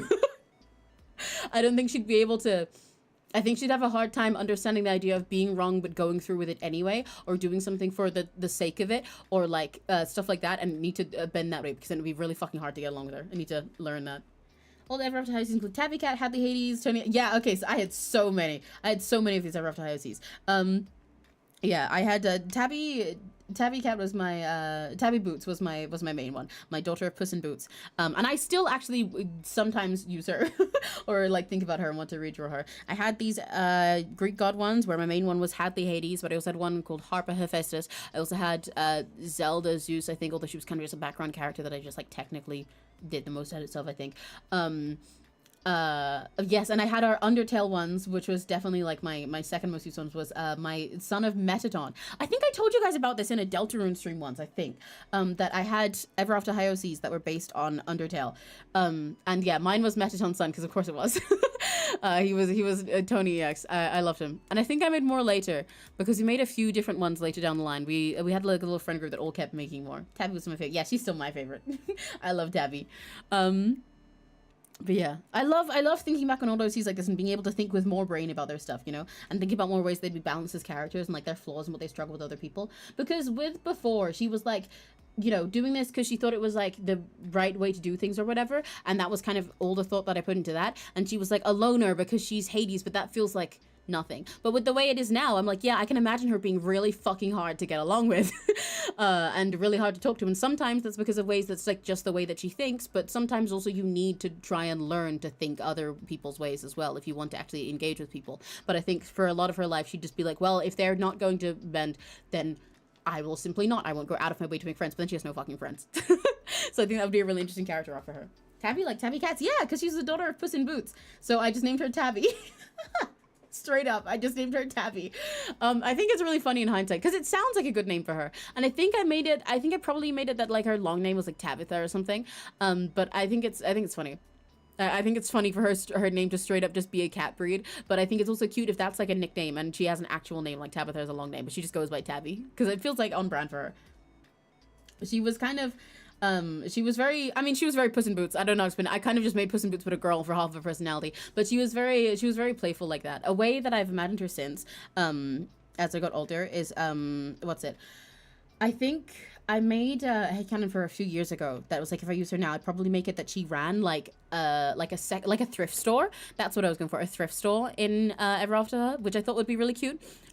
Because like she's the daughter of Puss in Boots, you know, and the way that Puss in Boots story works is that Puss, it was literally just a random cat that this guy had when it was these three sons that worked in a mill with their dad, and their dad was like, yeah, we've gone fucking bankrupt and I'm like dying and everything, I'm gonna leave you guys stuff in your will. And the oldest son got the whole mill, the middle son got like something like their fucking like cow and farming tools, something like that he could make a living with, and the youngest one just got their fucking cat. And he was like, what the hell? I just get the cat? I don't get land? I don't get anything to make I just get the cat? What? But Puss in Boots is an incredible, wonderful little talking cat. And he's very mischievous and very whimsical and very wonderful at planning things. And so skipping over a bunch of stuff, Puss basically, like, he asks for the guy to get him a pair of boots. And then he just basically goes around and gaslights everyone into this guy getting rich.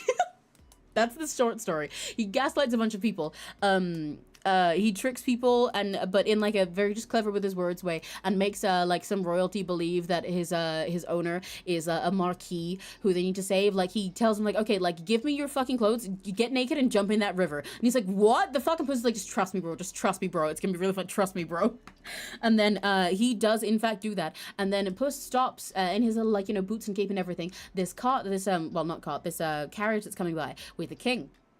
And they're like, what? There's a cat in the little boots or something. And he talks to him and he's like, yes. Oh, my dear owner, my lord, the marquis that I work for. We were ransacked by bandits and he only had me left to send. And they stole all of his clothes. He's in the most shameful position. You must help him. But he's so good at gaslighting that it worked. And so they gave him clothes, which meant then he was in royal clothing and got to go in their carriage and everything and like let them wait to get stuff. And he like worked his way up like through nobility and everything, doing certain little jobs, like for example, catching like rabbits or pigeons or whatever, because he's a cat, to earn money and all these kinds of things in order to like get his, basically he just like built up this whole, yes, Puss in Boots legendary cat used gaslighting, genuinely. Like I need you guys to understand, because of Shrek Puss has developed this image as being a little like fencing sword fighter, but the way that Puss in Boots work, 90% of the story is just the cat gaslighting everyone, and it's wonderful. He does also do stuff. He is crafty, like he's smart about it. He doesn't just like start lying. He like plans it out and he works on stuff and he like builds their way up into getting rich and wealthy. And it also, he doesn't even do that all for the sake of like bullying other people, but just so that him and his owner can like live a happy life.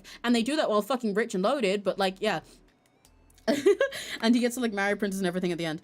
Puss is just a fucking great wingman. Puss cat lies down. Yeah, shit, maybe. But yeah, he's just a great wingman and a great little guy, and I love him. He's mischievous and a little gaslighter and very clever and quick on his feet, and I love Puss in Boots. It's one of my favorite fairy tales, always has been. Puss in Boots was also my favorite in Shrek when I was a kid. But so Tabby is very much based on that, and that's part of why I thought her as a character, as an owning a thrift store would be really cute in Ever After High, because like It's like, you know, she literally, just like Puss in the story, takes things secondhand from others, or has her own way of like getting stuff that people don't want anymore, and like one man's trash is another man's treasure. Or like how, you know, Puss gets to borrow clothes from the king in order to make his like random peasant owner look like he is a fancy marquis and make everyone believe him. So she has a whole thing about turning trash into treasure, and would like run a little thrift store with shit that she just collects, and half the time you don't know where she got it as well. I feel like people would like lose stuff, and then like lose stuff for ages, and eventually it turns up at the thrift store and they're like, hey, that looks kind of hang on a second. Not because she stole it, although maybe sometimes she stole it, but it's more like she lost it, and I feel like she'd just be like a finders keepers type bitch. It's like, hey, I mean, you left this in the park, I'm selling it. Tabby and I are roommates? I think they were. Yeah, I think they were. I know she was Ari's choreographer, style something. Yes, yeah, because I gave her like a billion skills back then. And I do still think she'd be skilled at a bunch of random little things, which is part of why she'd, it'd be funny also for her to run a thrift store, because Puss was like that. But I got extra into her like being a dancer eventually, just because I am. And I liked making a lot of my OC's dancers, but I also thought for a cat who's like all flexible and lighter on her feet and always moving around and stuff, dancing kind of suited her. So I feel like that would definitely be at least a hobby that she has. Because she likes to, you know, like run around and get in all kinds of shit, all kinds of situations. I feel like she'd love to dance. Reminds me of an OC of mine who like taking what others can attract and turning into something useful. Yeah, exactly. So I think Tabby running a thrift store would be really fun, and her being into dancing, and especially choreography on the side, would honestly make perfect sense. Because like she'd probably dance for herself, but being into choreography specifically kind of suits her as a side thing, because it's like again, similar to Puss in Boots thing. It's almost like sort of manipulating someone to look a certain way. Like not manipulating in the sense of tricking someone. It's not like she's like manipulating Ari, but like manipulating in the sense of moving and controlling something, like knowingly. Because like, you know, planning out dance and everything in order to make you look a certain way, to give a certain impression, to like suit a song in a certain exact way. It's fitting. I feel like she'd enjoy stuff like that, and planning all the choreo out and how to make someone look like that and teaching them. But yeah. And see, this is extra why it's fun to think about old OCs, you know? I love thinking about old OCs with new context, or just even with like my new brain. Like I, at 23 Earth years, I think, I'm way smarter than I was when I was like 13. I am way smarter than that, or at least just have more. My brain is finished cooking in easy bake oven, so I can actually have thoughts and then like continue them down enough in order to get a human person from it, rather than just like a thing of like, she's smart or she's evil. The scrap sentinel, this whole thing is to take scrap and stuff and repurposing it. Hell yeah. I remember was a big teen pop star, but the human redesigner now is an indie musician who works with widows. Honestly, that makes so much extra sense. I love it. I think her being a little indie musician and working at Witches is extra perfect. Witches is perfect for her as well. I feel like her and Tabby would have a lot of little cozy hot chocolate nights and stuff together. I think that would be really cute. I feel like they'd have like 10,000 assorted mugs. They definitely have a fuck off Sports Direct mug in their cupboard, but I feel like they'd have like 10,000 assorted mugs, because like Ari seems like the type to like see cute little novelty mugs in places and get all the kinds of quirky ones, especially because she's a Wonderlandian. She'd feel like she'd get like the strangest little novelty mug in some random charity shop and something. You'd be like, what is it? How do you even hold that? Sure. What the hell? Sure. And Tabby would just have a bunch from her own store and everything, or from picking them up random places and stuff. And I feel like they'd end up like changing out every now and then. When she gets sick of one, she's like, I don't need this anymore. I'm going to sell it at the store. And then they just end up with new ones. 10,000 mugs in their house, and none of them match. I've got so many notifications I need to check. Hang on. But yeah, I wonder, how would I even begin to design Hadley nowadays? Because I think about it a lot, but I have a much easier time thinking about like a Tabby design-wise and stuff, you know. I feel like I definitely would still give her, well, no. There's so many options. I kind of want to sit down one day and like fully redesign her on CSP or something. But like I did like the short hair look for her. I think that definitely suited her more than big hair. But I also think she'd suit like having like a long ponytail or something like that, you know. But I also have a lot of OCs like that, and I feel like short hair gives more of her vibe of like just getting shit done. You know, I feel like she wouldn't want to bother with super long hair. But also long hair would give her aura. Because she also, for the sake of the kind of character she is, feels almost like someone where it's like having something that's long and wispy, and I could almost make it look like a, like sort of smoke. I don't know how to put it. I like the idea of her walking very much with purpose everywhere she goes. But then also like, you know, very keeping to herself. So it's like she has a really sharp, swishy ponytail. Then it's like, you know, when she goes around a corner, it's like whoosh, and then it's just like, it's almost like if there's like a trail of smoke behind you, it leaves like a cold with you. That feels like the kind of rumors you'd get in like an Ever After High type thing, you know. They all need to have some kind of aura. But also short hair suits her really well as well. Don't know.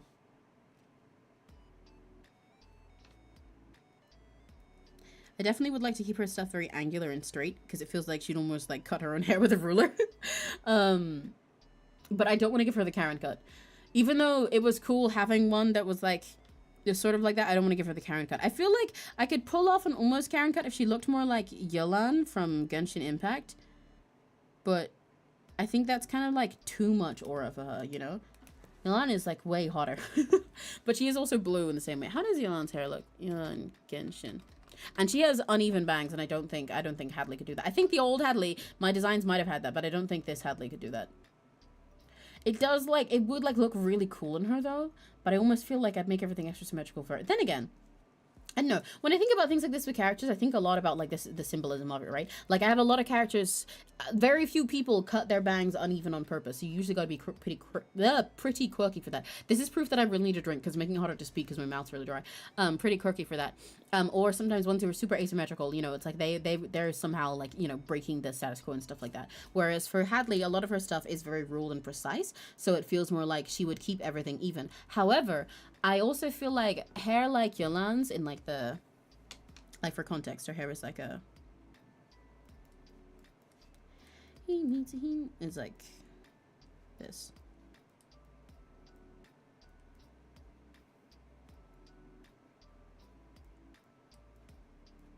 Hair like Yolan's kind of fits because it's like even and organized in like all the straight cuts way, but it's like, I don't know how to put it. Symbolism wise, it feels like, you know, like she is like all sharp and organized and precise, but her thinking is a little bit jagged and off the beaten path, you know? I feel like that kind of works. I'm gonna straight up just steal Yelan's hair. I mean, this is Yelan's hair from memory, and I've already made it incorrect, so I'm just gonna take that and then make it more different. I feel like I'm gonna give her a hair vent. I'm gonna give her a weird hair vent to the side because she just looks like someone who would have an anime girl hair vent. For Hadley, I mean.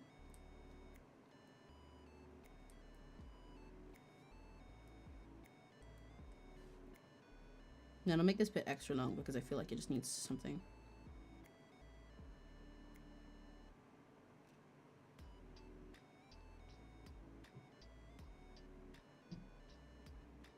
And then, like, being Hades, I feel like on one hand it works for her to have eyes that are really piercing like I used to do, but I think what would be extra interesting is to make her eyes look kind of like they're dead. Like, not to be on Genshin shit again. I've been talking about Genshin too much with my friends recently, especially because Seznaya just came out. But, like, you know how Flynn's, if any of you guys know him, has, like, the, like, gray, soulless look underneath him? Like, I think I'd give her really pale skin. She kind of looks herself like she's dead, and that's almost what gives her that sense of aura. I kind of want to give her, like, oh my gosh, Genshin again, but child dead fish eyes. Like, no light in there. Or, rather... It's like either, I feel like for her, in my head, it's between like having a, like if I draw bigger eyes here, right? Because I also think I'd give her eyes that are like super entirely straight on the top. So it's like you get like, it like almost looks like they're always lidded.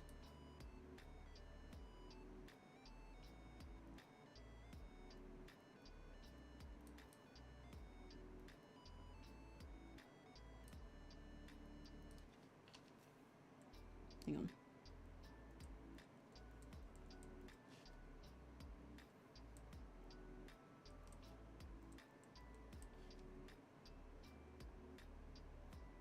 And then like super sharp on the lashes.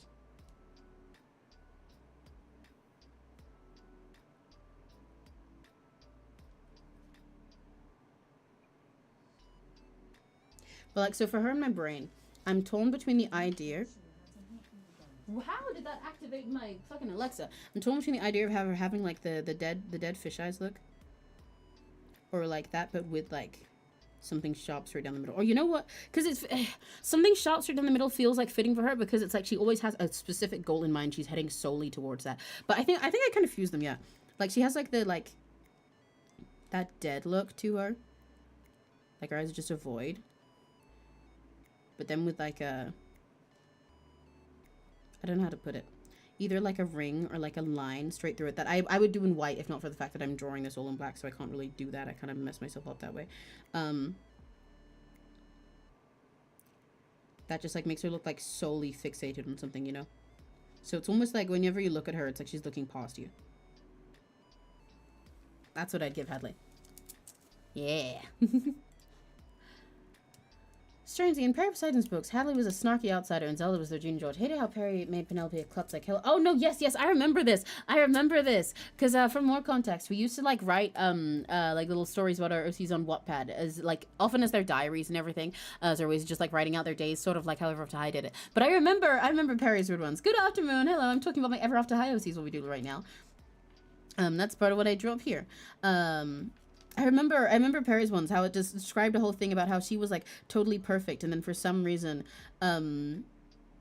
Penelope was just like, it was just like a total awkward klutz. Like they went for like a Elsa and Anna type thing with her waking up a mess, and then just like kept going on with it with how she was like all imperfect, and it's like, what the fuck? Especially because Perry wasn't meant to be perfect in the first place. Zelda was our Regina George a lot of the time. Like that was kind of our thing. But then like, it's kind of like in the Perry version, everyone had a bad personality except Perry. Which was not the goal. And Zelda wasn't even meant to be like Regina in like the Regina. Oh, well, if she's gonna be Regina, she's got to be like fake in the Applewhite way, you know. But I think thinking about Zelda now, because by the way, we're not talking about Zelda. This is more about the Ever After High OCs. These were ones that we had that were kids of Greek gods, and our child of Zeus was named Zelda. I think she was kind of like a group effort because she was kind of an NPC that did sort of exist as like the Regina George Applewhite of the thing. I think nowadays, if I made her, I like the idea. I do like the idea of her being Regina, but in a more interesting way. Like, I don't want her to just be Applewhite, which I think she was a lot at first. But what I would imagine is her being Regina in sort of sense that everything she does is very precisely controlled. Because if she's the kid of Zeus, it's like, I imagine she's a little bit more intense. And I like the idea that she can sort of like switch at the drop of a hat sometimes, you know. And I also like, not to diagnose her, I'm not going to do that, but I imagine her switching in the drop of the hat sometimes because it's like, you know, like that's like she's a little bit bitchy, but sometimes more just because she's like sensitive in that sense. And it's like she like, I like to imagine that she works extra hard to control her emotions to the point that everything she does a lot on the surface seems like you can almost tell that it's fake, but it's like so well crafted that you're not in any place to point it out it's fake. You know, when people like looking at her is kind of like looking at a very perfect Instagram profile is what I imagine for Zelda. Trying to make everyone a Mary Sue, yeah.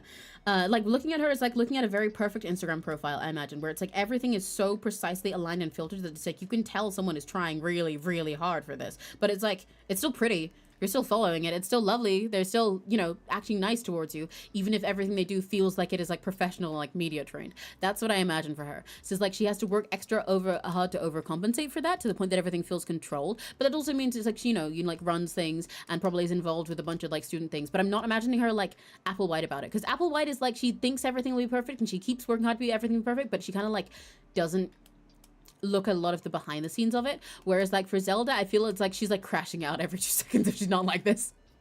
That's how I'd imagine her, especially because Zeus kind of like does a lot of shit, you know. Like Zeus is not a great guy. He's like seems like the big cool #1, but it's like the amount of shit he's done to other gods, the amount of shit he gets up in. That's why I imagine Zelda like this. And it's like being someone sensitive to crashing out that part, that's why I imagine it's interesting for a character that way, because it's like yeah, she is like all perfect until like, I don't know, something goes wrong, and then like she'll like, I don't know, tweak out on someone, or like you know, like isolate someone in some way, and that could make a lot of people view her as a villain. But also it's like on her, and if you actually talk to her, then like that's a struggle of her own that she has to deal with, of trying to control her emotions or how to deal with it, or being really sensitive about a lot of these things and not knowing how to handle certain stuff. And probably crashing out at herself when shit goes wrong as well. I feel like she'd want to succeed at everything like crazy hard. And I feel like this also is what would make it a way more interesting contrast with Hadley, because I know I made Hadley like hate her because of course I did. But I think before that was just like, you know, she's the perfect pretty one and Hadley is more edgy about things. But I feel like they'd sort of be at odds this way for being both too different and too similar. Sketching my beloved, hi, yeah, or sketching, and I'm even being super nostalgic because I'm talking about my Ever After High OCs. But yeah, I feel like that would make Hadley like both too different and too similar to her, in that Hadley is like, she just never fucking bends on anything, whereas Zelda is trying so fucking hard to make everything presentable in the right way. But also it's like Hadley actually has her shit together, sort of, even though she also doesn't, because she doesn't, you know, like look after herself. That Hadley almost sort of always has her shit together because she always knows exactly what she wants to say and says it and then doesn't move on it, and that drives Zelda insane. But also for Hadley, it's like, oh my god, she's so fucking fake, I can't stand her, I can't stand her, I can't stand her. Whereas honestly, if they both talk, they'd probably also see eye to eye on a lot of things, because they're also both doing what's necessary. I love your content. Thank you so much. It's very sweet. I mean, my content at the moment is mostly just rambling about my OCs, but yeah, I like looking back at all those OCs and thinking about their character development stuff. Because that's what we've done today. We had John me in a swimsuit, and mine in oranges, Ever After High OCs, the daughter of Puss in Boots and the daughter of the March Hare from Alice in Wonderland, having a picnic, and now I'm redesigning one of my OCs that was like the daughter of Hades. But yeah, I like Helena. I've got to like fully redesign her sometime now that I have a whole character in mind for her. Because I like this fuck ass haircut. Now she has a fuck ass bob in a cool way rather than a fuck ass bob in a Karen way. And I feel like if I redesigned her nowadays, I would totally, definitely 100% give her pants. There was no reason for her to have an ugly skirt before. Not that skirts are ugly, but that her skirt was ugly. I feel like the way I'd want Hadley nowadays is like, oh my god, I need to stop comparing all these characters to Genshin, but it's just on my mind because I'm playing Genshin a lot again recently. But I'm thinking about Arlecchino. Arlecchino, I feel like she'd give that energy a lot. And it like actually, yeah, that's kind of like exactly the energy I'm going for now I think about it. And I'd give her similar pants and everything too, because I feel like she'd suit that kind of flair.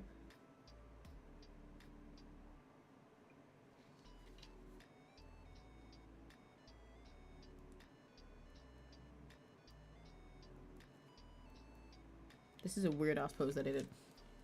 Genshin truly infects your brain. It does. I don't know why it's infected me so bad at the moment. It's really strange.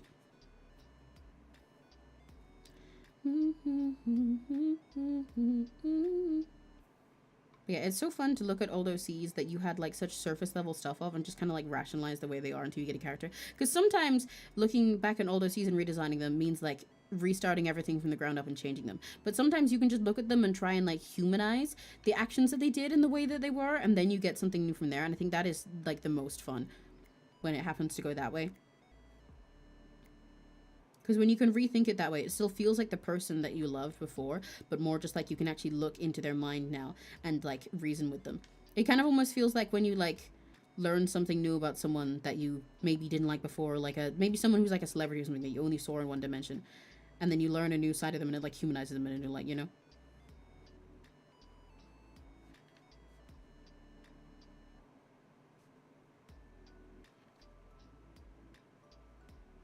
But yeah, Hadley would definitely have pants nowadays. I kind of like to imagine, again, sort of like Arlecchino, something that flares, because I like the idea of her having a little bit of a trail behind her, especially because it's sort of like, it's like a trail. It almost makes it seem like a, you know, that visual of like going through like the underworld and like all these souls trailing up her, everything. I'd probably give her something that like crawls up her leg. But especially because with like this kind of flares, it almost like shuts her off, you know? Like you can't see her. Not like shoes are the most important aspect of a person, but it shuts her off because this is crawling up her leg and everything's just like covered. You can't see her emotions and stuff fully.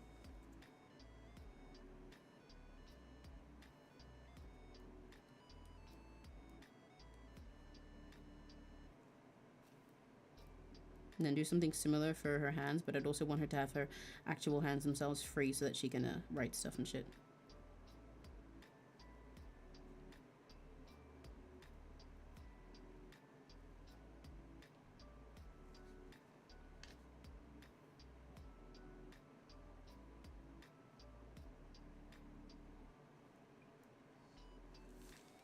Yeah. Here's my Hadley. Can't believe I'm his fingers. Yeah. Oh, to draw me now, my 2D form. So I drew it in Clip Studio Paint, but the way that I move like this and everything in 2D is with PNGTube Remix. The PNGtuber app that I'm using is so my default recommendation, people, that people often get is VitoTube, which I think is very good. It's just not the one that I use. I used to use PNGtuber Plus, and then I found out that it was really fucking laggy, and also just kind of abandoned already. It was already abandoned by the creator because they didn't like it and didn't like VTubers. And then someone made a new thing based on that code called PNGTube Remix, which is a whole ton of stuff. And honestly, you can frankly almost make an entire live 2D model in it. I'm gonna be for real. In fact, I almost made one once for my Yokai Party performance. I like rigged everything, and you can have lip syncing and shit in it. It's very cool. But yeah, so PNGTube Remix, I'll write it here. You won't be able to see it very well, but PNGTube Remix is my, like, program for moving, like, hang on, moving like that. And to draw it, I drew myself in Clip Studio Paint. But yeah, no problem. There's a lot of tutorials online and everything. Hi, hello, hi! But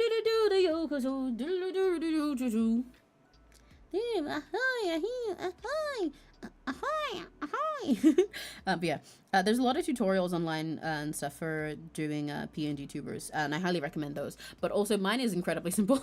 I'd probably make one more complicated if I made one nowadays. I'm gonna make something for Neri in the future that's gonna be a little more complex. But mine is very simple overall. At least this model is, because I got a bit lazy. And honestly, all you need at that point is like I drew all of the rest of me in one go. Like there's just like Emmy like this. Just imagine this is me, and then like for each expression that I want, I have a version of like the pupils in my eyes, and then the mouth open and closed, and obviously like the blinking for both as well. Favorite drawing YouTuber, thank you. That's really sweet. That makes me really happy. Yay, yay, yay. I like being able to draw with people, inspire people for art and stuff, especially. Maybe just because it's something I'm so passionate about, and because I've watched a lot of drawing YouTubers in the past myself too. I think I'd give Hadley like a scarf or something to trail behind her as well. But maybe just the pants. I don't know. But yeah, I like this version of Hadley, even though you can barely see her. I like the idea of her being all made up of these super angles and everything, you know? Like, she has things about her that drape behind. Don't get distracted by the Emmy boobs, okay? Things about her that, like, drape behind and stuff, but a lot of it is still very sharp and to a point. And, like, shuts her off from people. Yeah! That's my redesign of her. It's so fun redesigning OCs. I'm kind of thinking about Zelda right now, but I'd have to think about her for a lot longer. Because I didn't really draw her much in the past. I just recolored Apple White and called it a day. But I definitely give her big curls and everything. I think it would be fun to make them look kind of like a storm cloud. Like they're like fluffy in a way that looks like clouds that's like almost sweet at first, but also at the same time that means that they feel like a storm, or maybe they puff up like a storm when she's stressed out, you know. Like I'm always thinking like is it Peppa in Encanto, the weather one? Something like that. Not visually, but in the same way that her stuff works. And also the color of anything. Brand new edit drawing YouTuber and you inspiration me. Yay! That makes me super happy. I should inspire this camera to focus. Hey, hey, hey, here. Hello, Mr. Camera. Hey, come here. Come here, please. Hey. Camera. There we go. What the fuck? There we go. Okay. There we go. Yeah, Peppa. I'm thinking something almost like that.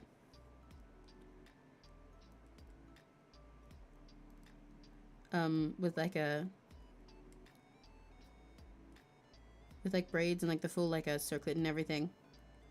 And hair that sort of like puffs up like a cloud, you know, especially because this is also, again, very totally opposite from like Hadley's perfect angles.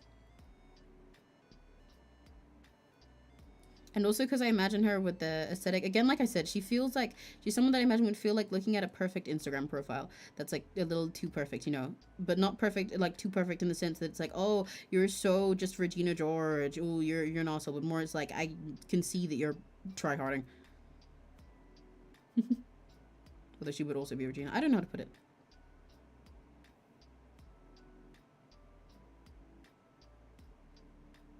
I don't like this sketch I've done so far, but whatever.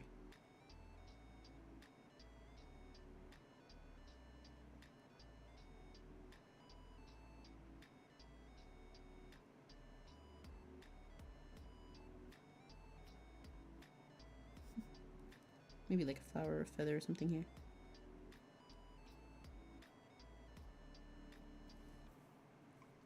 Yeah. Well, animals my favorite? Well, because of me personally, totally not biased, cows.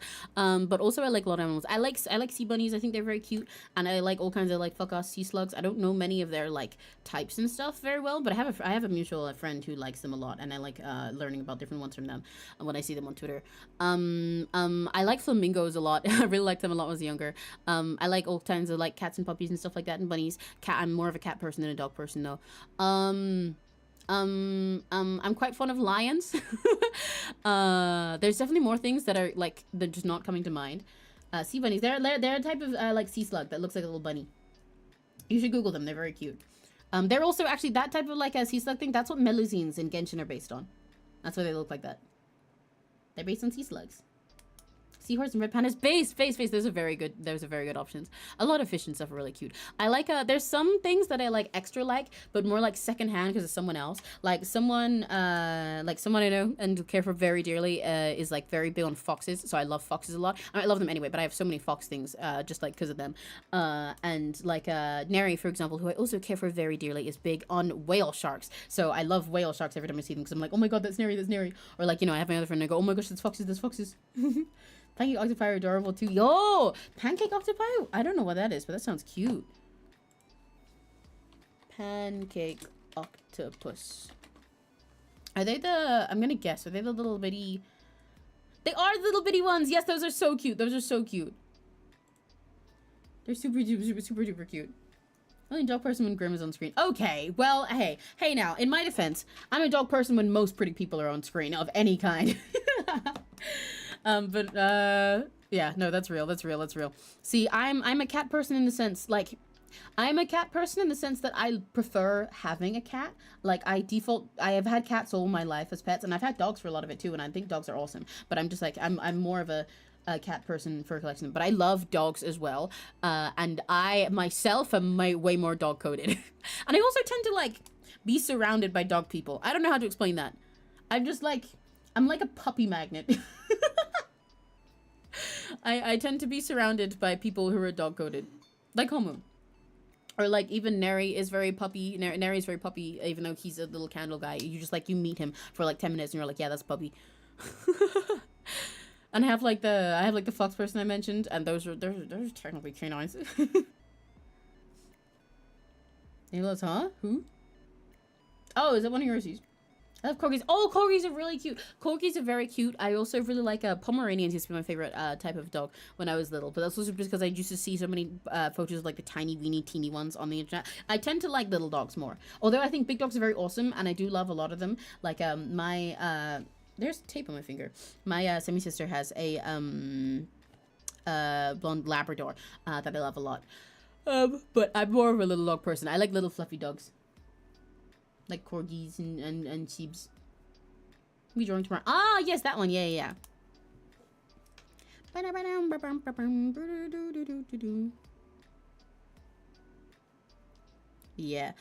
feel like there's definitely more that I'm like forgetting to think of.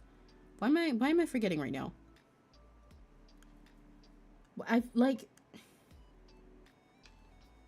There's something on my brain. It's just like lost, and I don't know why. But I am drawing something vaguely Zelda.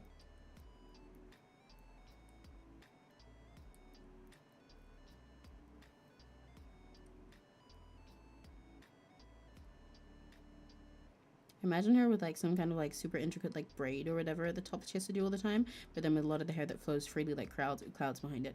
It kind of works extra for the symbolism of everything with her character, you know? Like the hair that has to be done super precisely and with its exact precise like accessories and everything in it too. And then a whole bunch that is just technically a mess, but like a beautiful mess. God bless the sweet girls. God bless the free girls. God bless the dream girls.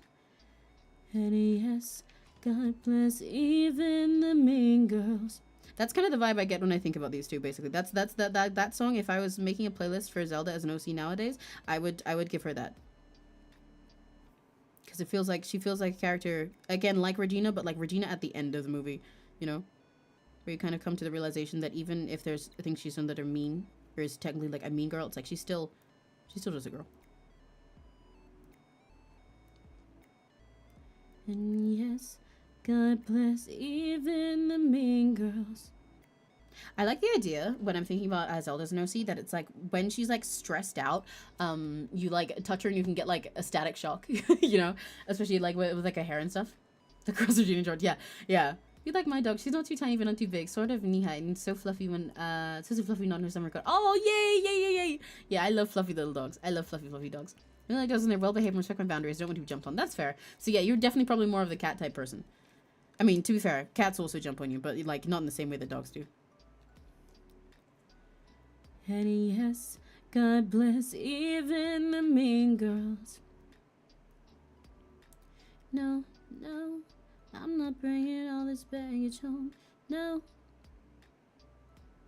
I'm gonna have to end up going and like doing like full proper redesigns of these characters now because I've got like so much on my mind about them now. But I kind of also, random thought, want to draw another like summary thing for myself. Oh yeah, you're pretty but it ain't tonight. Oh yeah, I'm so wishing you the best.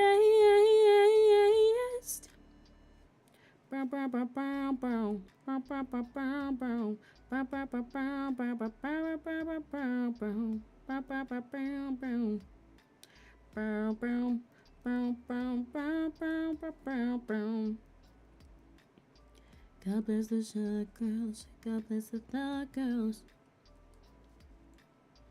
I'm really just drawing off-shoulder stuff today. I kind of, what am I imagining right now? Maybe something super frilly, actually. Like this. For Emmy. God bless even the mean girls. God bless the tea girls and all the in-between girls.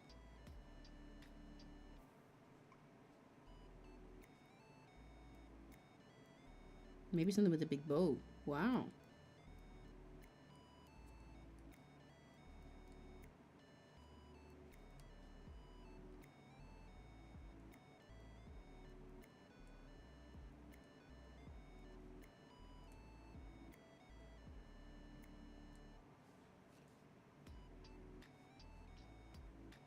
With like hair all put up. Yay! Oh, you can't even see that. I jumping just slowly and carefully on my lap to lay down. Yeah, I mean, well, some cats do also do evil things. Some cats jump on you just to attack you sometimes, but I feel like with cats sometimes you just go, you know what, you deserved that, queen. I wanna do a little coloring on the on these ones, and then I'll go and get myself something to drink. Just wanna add some blue to Hadley. Because I do still imagine her old blue colors, but like when I did so with the Hadleys that I mentioned, it was like, again, not to compare it to Genshin, even though I did already make the comparison to Flynn's. I'm imagining her more Flynn's colored now, you know, like blues and indigos and everything, but also mostly like blacks, but in a way that looks more like dead rather than just like edgy. I don't know how to put it. Like Flynn's is edgy, but he looks like a ghost, you know, he looks like he's dead. Rather than, or like a shadow, rather than looking like he's like blue and black and like super hardcore color edgy way. But like when I can demonstrate what I meant with the different like versions of Hadley over time, because oh my gosh, pens everywhere. The first versions of Hadley, when she was was a raven recolor, were like this. In fact, they were way brighter color than this. It was like such neon cyan. I cannot even begin to describe it.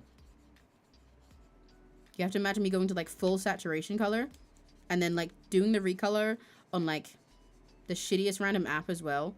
So I couldn't really make it any darker. And she just looked like that for her hair. And then I redesigned her to have the darkest blue I possibly could in her Karen cut.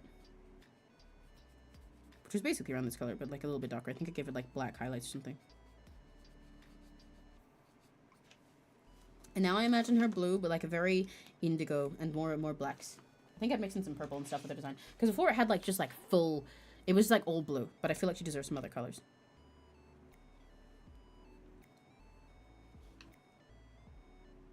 I like these two vents in her hair. I kind of accidentally made them disappear just now when I colored like that. But they're there in my mind.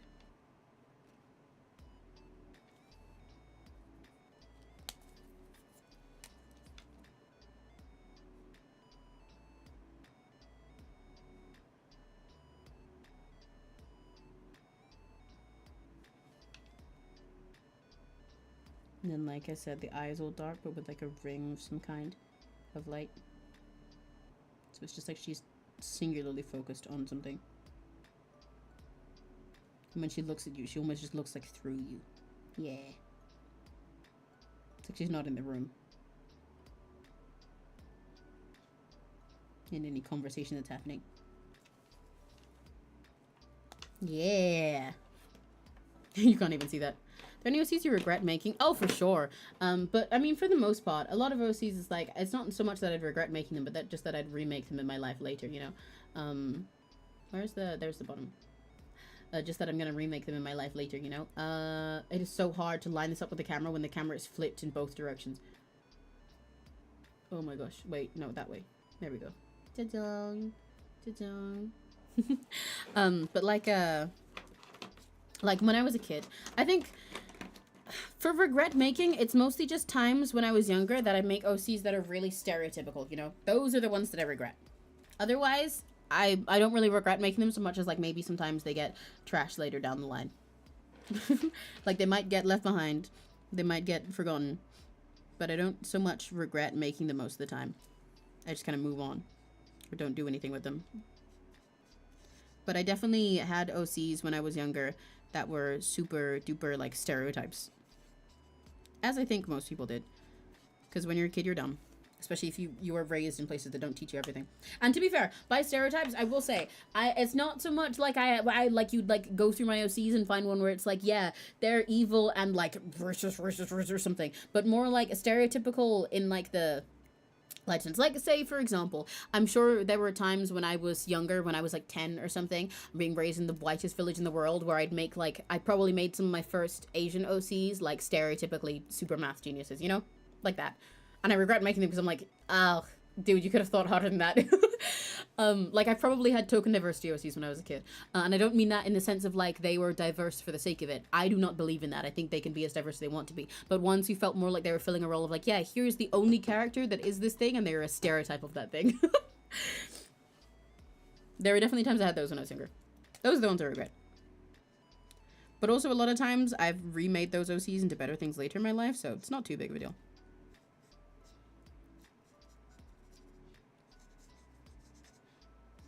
I wanted to color the Zelda stuff with these highlighters to make it look like she's like sparkling and glowing in all these different colors. Because I imagine her hair white, but with all this other stuff to it. But the highlighters are really dry and I'm hating the texture, the feeling of drawing with them right now. So I'm going to not keep doing that. I forgot I could color in with the crayons that my mom got me. My mom got me some crayons recently that are like this. And I will say, I think they're cool.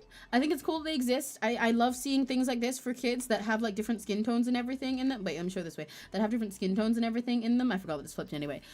Because I didn't have like skin tones when I was a kid, and you know, especially like being a brown kid, that was really hard growing up and everything. However, she got this to me like it was a gift and like an art thing, and she likes to get a lot of gifts from me that are just like, by the way, did you know that you are a brown cow? And I'm like, I sure did, Mom. Thanks. So here's my color me crayons, so that I know that I'm brown. But it's okay. They are very cute, and I would like to use them now. If I can find, I don't actually think these have my color in it. I don't. There actually isn't one that looks like me. Now that I look at it, but it's okay. These are really weird shape. See how they feel the color with. Yeah, that is way too light. That is like orange. What about this one? Can I blend them together to get me? Oh, that's really orange.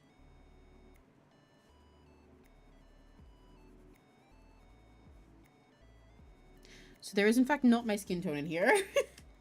Why is that orange? I thought that'd be darker than that.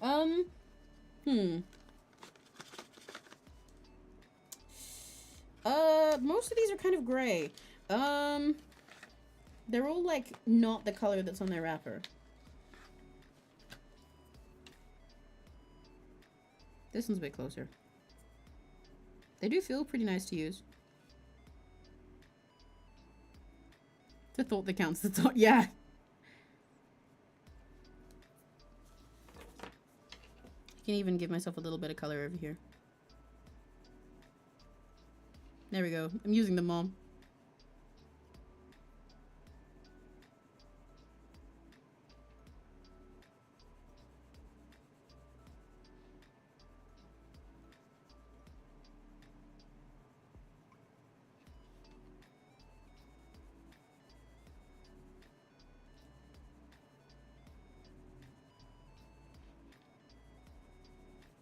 It's quite satisfying to color with them, at least.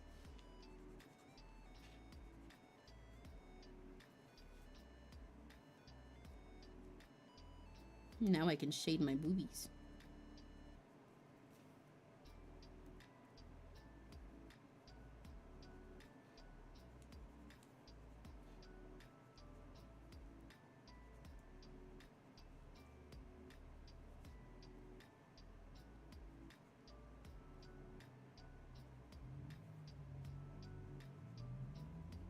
Here we go.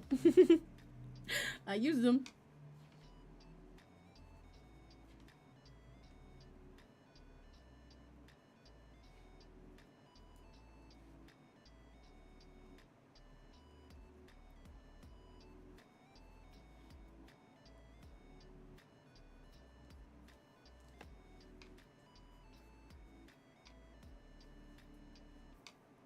And yes, God bless even the mean girls. Sure. It kind of makes me look a little bit white because I colored it so lightly, but whatever. They are pretty satisfying to color with, all things considered. They are very, very soft. I know crayons are, but like, exceptionally so. How are you? I'm good. I'm thirsty, so I will go get a drink in a sec. This looks really orange on the camera because of the way I've done the lights. It kind of looks like I have a bad tan, but I promise it's browner in real life. That just kind of makes it look like a white person with a tan, but whatever. Oh, especially the one down the bottom. That looks super orange. Oh well. You know what though? In this light that you guys see, that is actually pretty accurate to the hair color that I had for her. Or at least this would have been her low lights. She had a brighter color. Yay. Okay, I'm gonna go get some water. I'm not ending stream, but I am gonna get some water because I am really, really thirsty. And I just really need to. So I will be right back. I'll put you guys on BRB for a sec while I'm on BRB. Okay, so I've been talking a lot about Ever After High, right? The way that Ever After High works, if any of you guys don't know, is it's kind of like Monster High, where it's like, you know, they're kids of this monster, like the daughter of Dracula, daughter of Frankenstein, whatever. But they are instead the children of fictional stories, generally fairy tales, but also people just pick like any mythology half the time. They are the kids of fictional stories who then have to go on and relive that fate. If you were going to make an Ever After High OC right now, what would you pick as your story? Make one up on the spot. Stupid ones also get extra points, but I'm also down to hear your thoughts. Doesn't matter if you've never thought about it before. If you could pick one like fairy tale or mythology thing to make your character for, what would you do? I will be right back in like 5 minutes probably. I need to get some water and pee. BRB.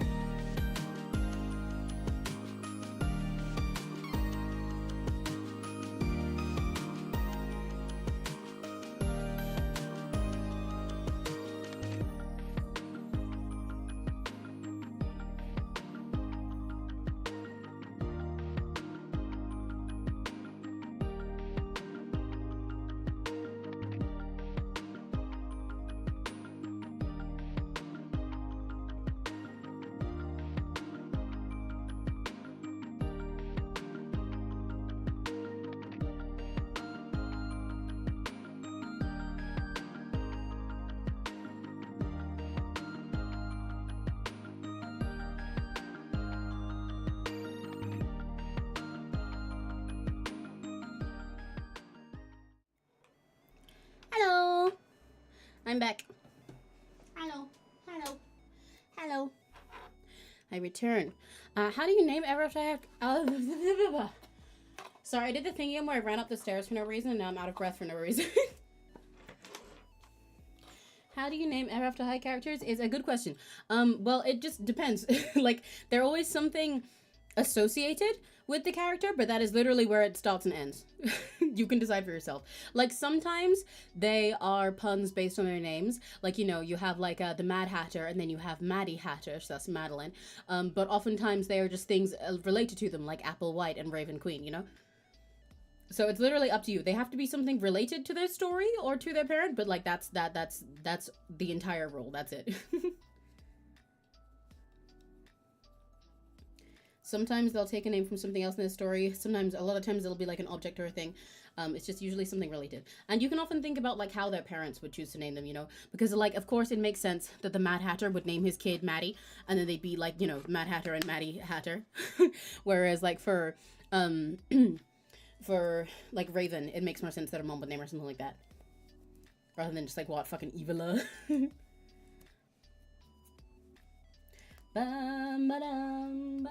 I've got a song stuck in my head because when I went downstairs, Nary was singing it. I need to put lip balm on as well. Oh, my page is all closed. My page is all closed because I left my fan on. There we go.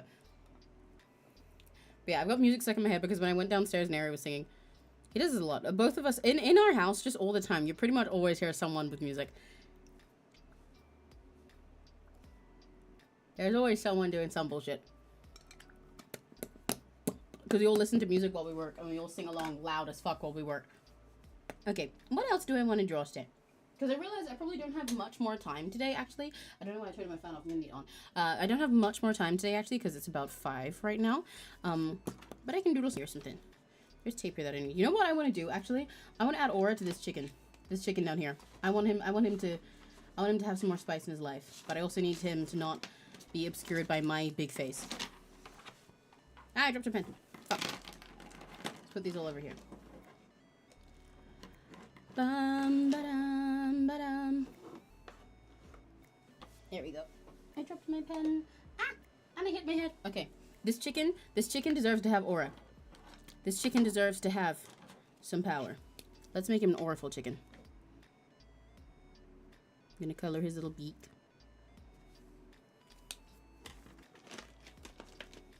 I think something's gonna happen tomorrow. If I'm having a heat wave or something, I have this uncanny feeling something bad will happen. I mean, we are supposed to get more heat eventually, I think. Especially because it's like August now.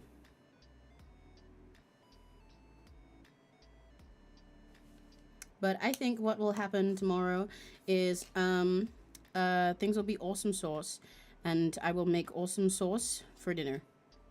That's what'll happen.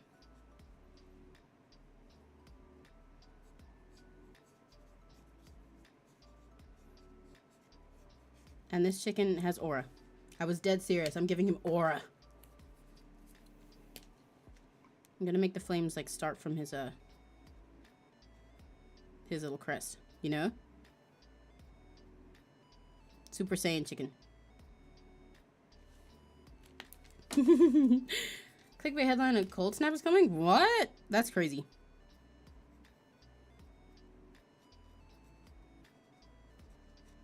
I mean, I guess this is what makes it clickbait.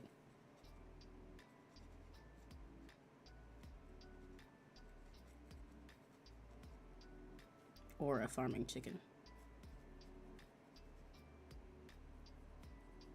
This chicken will not be cooked. He will not be nuggets. He will turn your bitch ass into a nugget.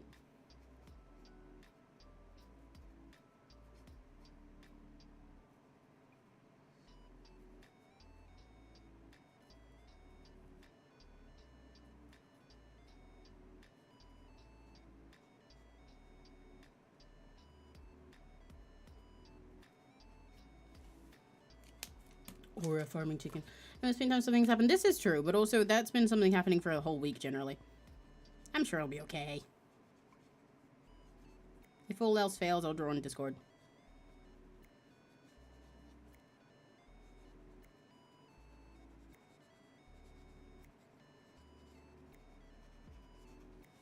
Oh yeah, baby.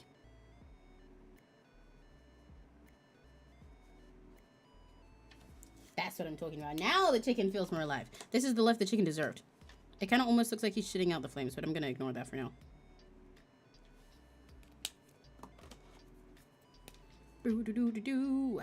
Yeah.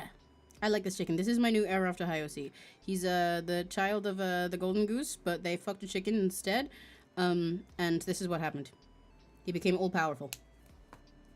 Hope nothing happens tomorrow weather-wise. No, yeah, I'm so sick of super weather. I would like to have a day of peace with the weather, actually, I think.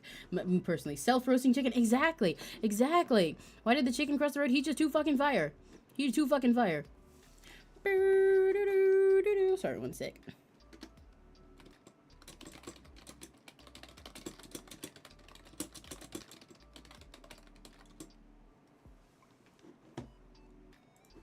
There we go.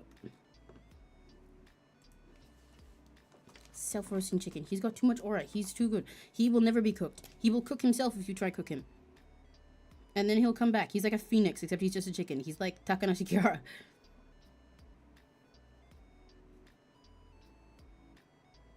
You've been adding like little like on flame sparking hair feathers to him. He has so much aura.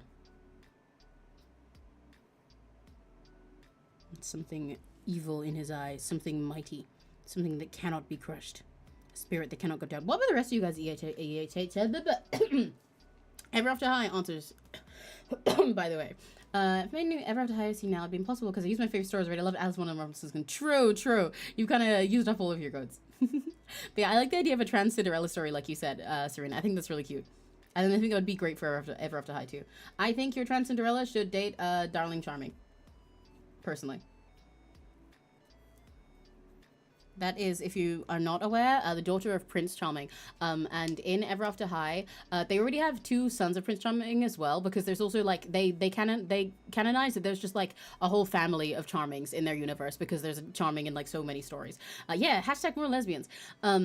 But like Daring Charming is the main one who is like dating Applewhite, although they're not quite fully dating. They're just kind of like known as a thing, and they say like, yeah, you know, we're gonna have our fun now, but then we'll save our, you know, like we'll save our proper relationship until we can get together when our story happens, because then we'll have infinity to be together. So they just like know in their heads they're gonna be together, but they do whatever they want at the moment. And everyone just like sees them as like their item around their school. And there's Dexter, who's his very awkward, nerdy younger brother who Raven has a crush on. Well, who has a crush on Raven, and then Raven eventually gets with him, and they're very cute. But then they also have this sister called Darling, who's actually not there for most of the story. She shows up during the Wonderland stuff because there's a white knight in Wonderland who's like in this big giant suit of armor and knows all this shit going on, like save the day and everything, and eventually steps out and he's one of the girls, and it's Darling Charming, and she's like, hi, yeah, I just kind of did that. And she is actually the most chivalrous and knight-like of all of them, because Daring is kind of all up in his head. He's the stereotypical egotistical pretty boy, and he's like, he's not mean, he's not a bully, but he is very vain. He walks around with a mirror every 2 seconds, and Dexter is very awkward. Darling is where the actual like knight part comes in. She's a serious hero. But she's also very sweet and very pretty. But anyway, during the Dragon Games stuff, I'm gonna skip over a bunch of lore, but stuff happens, and Applewhite ends up getting poisoned by an apple due to a bunch of evil magic and stuff. But because of that, she actually like goes the fuck to sleep like she's meant to in her story. And she is like passed out, and they will essentially like hold a funeral for her because they think they might not be able to wake her up, or that she's at least in a coma for now. She is like fully out, and they don't know what to do. They like bring her to the forest and everything, and they're so worried trying to figure out what the fuck to do. And Darling comes back, and she's like trying to figure this all out, and eventually is like, no, I think we can fucking do this. We can get her, and tries to give her CPR, and then goes to like kiss her to do that, and that works as her fucking Prince Charming like destined kiss to wake her up. So it confirms for them that Darling is actually meant to be Apple's Prince Charming in her story. It was never meant to be Daring, because Daring cannot do that. Yeah, because it's after Daring kisses her first. I forgot. Sorry, Daring kisses her first, and it fucking doesn't do anything. They bring Daring in, like, maybe if we kiss her, then that'll work like the story, but it doesn't do anything. So he's like, I don't know. I guess it doesn't work like that. But I'm supposed to be her Prince Charming, so it should work like that. But yeah, Darling does it, and he's like, I'm just gonna do it. I'm gonna try and like, and then her kiss wakes her up with magic. And she watches me exactly. And they have like a whole thing after it as well, because they don't get a time to explore it much, because there's only one movie after that before Ever After High gets cancelled, and it's not about those characters. But in their winter one, which I'm forgetting the name of for some reason. something winter. But in their winter one, they have a sort of like awkwardness around it because I will find it for you. I will find it for you. I think some of this is on Netflix, but I think it's only winter stuff that's on Netflix, but I'll find it for you later. You've got a lot to catch up on though. We can binge through all of Ever After High together. But like in their winter one, they're all sort of like separated and mixed up as they go on this big quest and everything. And Daring starts to bond with Rosabella, the daughter of Beauty and the Beast. Well, I say Beauty and the Beast. She is the daughter of both of them, but the daughter of Beauty and the Beast, especially because he gets turned sort of into a beast in that. Not because of that, but because of unrelated reasons. So he has to go through a lot of thinking about that. Like he's like, oh my god, I'm not Apple's Prince Charming, and I'm ugly, and I'm all of this stuff. And Rosabelle helps him bond, which is very cute. And so maybe he's the Prince Charming for her story. So I don't know. But yeah, it's very cute. But like Apple and Daring have a lot of awkwardness now around it because they just kind of been living their lives in this like sort of like, especially compet for Apple because she's totally a lesbian in my opinion, especially with her relationship with Raven. She is totally a lesbian who was just going through compet because she never really shows much interest in boys out of vapid, aside from vapid things anyway. But yeah, like have this sort of awkwardness around each other because they weren't even properly dating before anyway. Everyone just kind of assumed that they were going to be the it couple. It's like, yeah, you guys will be together. You are the people. So then they don't really know how to spend time around each other, and Apple's trying to figure out what to do about it because she's just also still having her whole idea of destiny and whether she can rebel from things turned on top of her head as well. And now also even the destiny she imagined is destined with her dating Darling. Yeah, and I love Darling and Apple as a couple, and it's such a good story, and it pisses me off so bad that right after that, after their fucking winter movie is when Ever After High got cancelled. Like, you see the peak that we were sitting on? There was so much good shit in there. I love Ever After High. It's such good fucking story, man. Daring was like with Snow White Princess. Actually, Rosabella's charming. Exactly. It's so good. Always wanted to have a Cinderella ball scene, but in the context finally getting to be pretty and present feminine. Yeah, exactly. That's what I was thinking with your when you said Cinderella trans. I immediately got the vision there, and I love it. I think it'd be so pretty, and it would fit perfectly in Ever After High. Like you said, they do in fact have what's it? A Cinderella character. Her name is Ashlyn, and she is very sweet. She runs a shoe store and has the most gorgeous shoes. She's very lovely and does all the Cinderella things of living in like the woodlands with animals and stuff as well. But she also, her boyfriend is Hunter Huntsman, who is the son of the hunter from. Is he from Little Red Riding Hood? Or is he from the? I think he. Or is he from Snow White? I don't remember. He's the son of a hunter. I don't remember which story he's from. He's a hunter. And Ashlyn and Hunter are dating from the beginning, and they have a very cute relationship, but they are like kind of, it's a very secret thing because they're like, you know, live on totally different sides of the world with her being a princess. And at the start of the show, yeah, it's son of the huntsman, they don't clarify which one. At the start of the show, they were kind of inconsistent and defined royals and rebels as the people who are royalty and are going to have good endings in their story, and the rebels is the people who are going to have bad ones or who are like side characters. And then they realized later that that was stupid and changed it to the actual point that the story was trying to get at, where royals are the people who follow their destinies and rebels are the ones who rebel against it. But at the start of the story, it was set up that way, especially because they didn't really know you could rebel against it in the way that Raven did, so it kind of makes sense.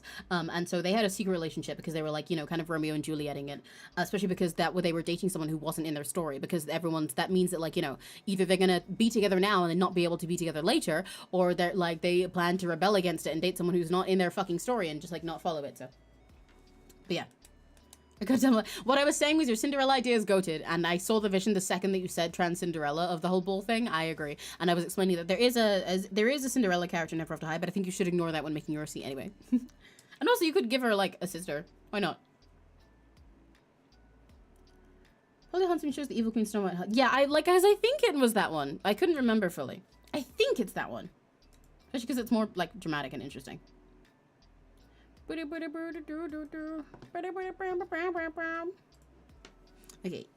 else do I want to doodle for you?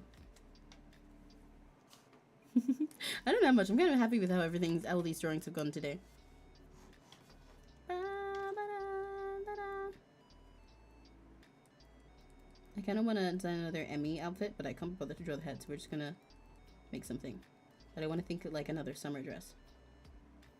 I wonder how something that's like asymmetrical would go. Like this. Oh, you can't see that.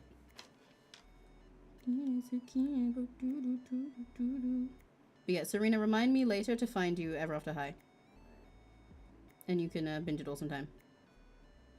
Because all of the stuff I just mentioned will be better with context, especially because the Dragon Games movies will make no sense unless you have earlier context.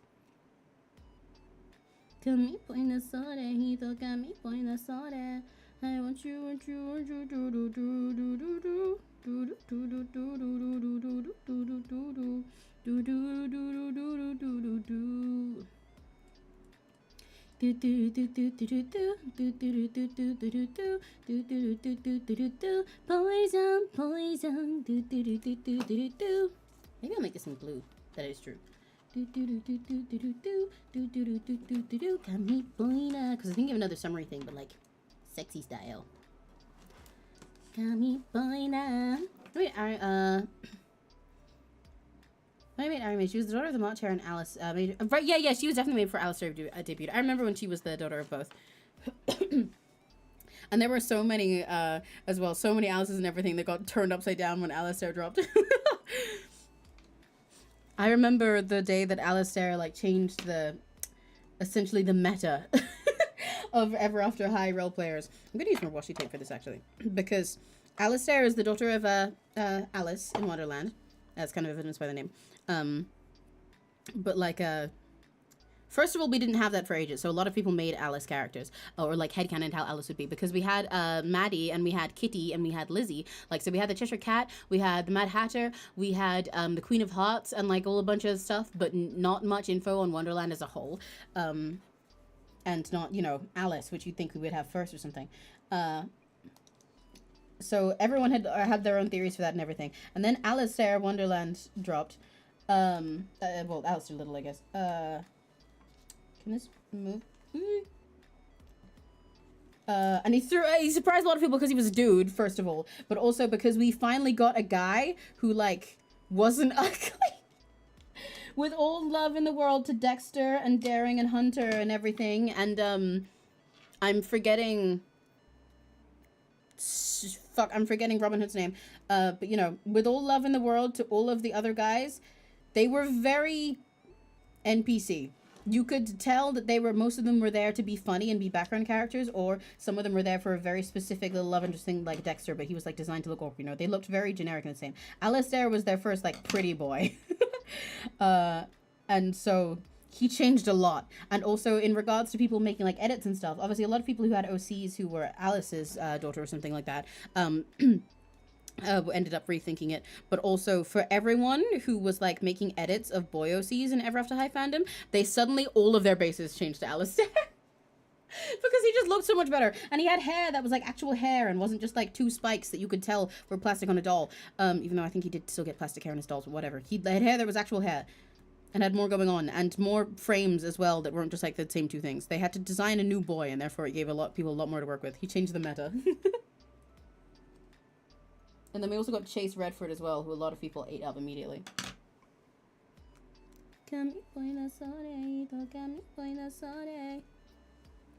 Alice's surname was Wonderland. Yeah, it really bothers me that his surname was Wonderland. Like, she has a surname.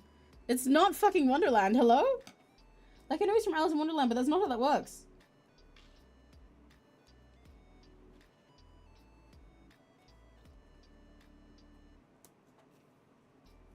Then again, I guess Cinderella did get named Ashlyn Ella, but like still. Only boy doll plastic hair was Daring because he was made during the rebirth. Oh, interesting. Okay.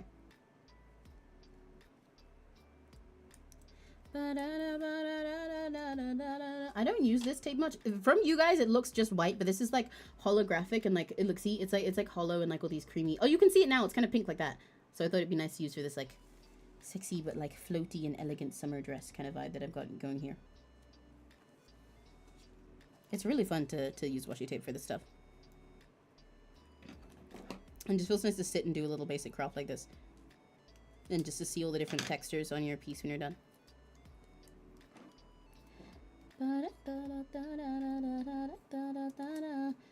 Because this one is like so clear and hollow as well, it means that I can kind of like layer pieces of it together without it being obviously layered. I don't know how to put it. Because it's not even actually clear, it's just more that like, I don't know, the design of it. Because the other ones I have are more papery, even though they're also, like, technically, you know, like, translucent. So if I layer them on top of themselves, you can see the marks of where that is. This one has a different design to it.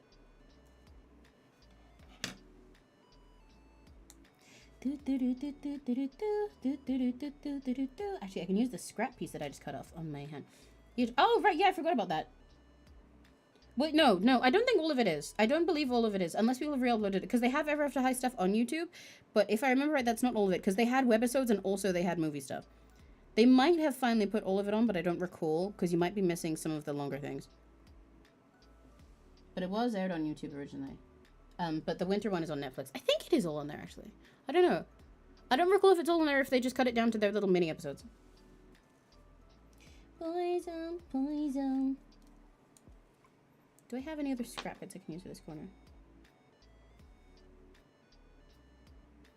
The majority of it should be there anyway. Yay, look, this is pretty. Look, look, look. Wait. I need to move my mic. See, it's all like holographic.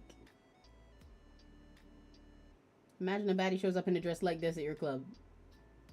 I'm folding. It's 26 minutes long. Hell yeah, then you win.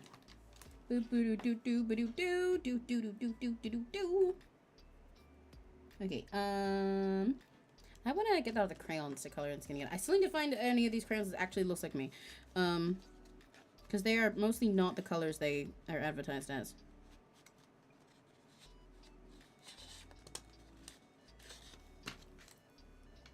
What color is this one?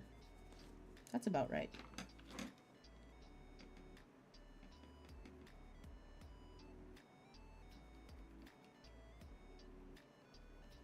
You know, with the crayon, like having a little gap at the edge where the washi tape is, it kind of just looks like I'm drawing like a tan line, so that's kind of cute. Just like a natural one.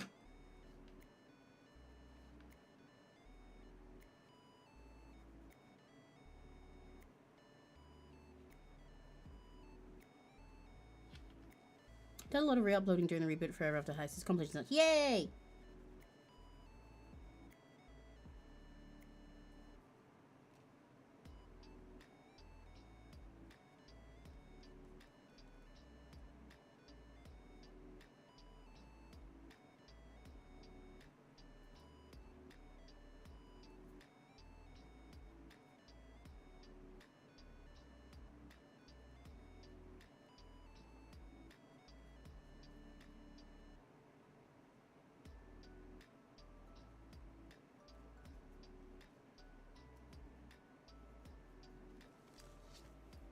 God is tot. Kami po'y nasore. Ito kami po'y nasore. Some people heard fanfiction ending. Yep, correct. You will. I mean, to be fair, to be real with you, the stuff in Way to Wonderland and Dragon Games, from what I remember, kind of does give you enough to work with to like let it end on a semi-satisfying, you know, like it doesn't feel like an ending to the story, but it feels you can at least like get an open ending to the overall story point from that you can like deal with. However, it's still not enough, and it doesn't wrap up any of the individual character arcs that we have going on, because so much shit happens. Like I just fucking told you about all the shit that happens in Dragon Games. It doesn't get to be resolved because they got fucking cancelled after is it, what the fuck is the winter one called? Hang on. It's on YouTube. It's on Netflix, so I've seen the name for it all the time. Ever After High. Winter. Epic Winter. That's why I forgot. That's why I forgot the name, because it sucks.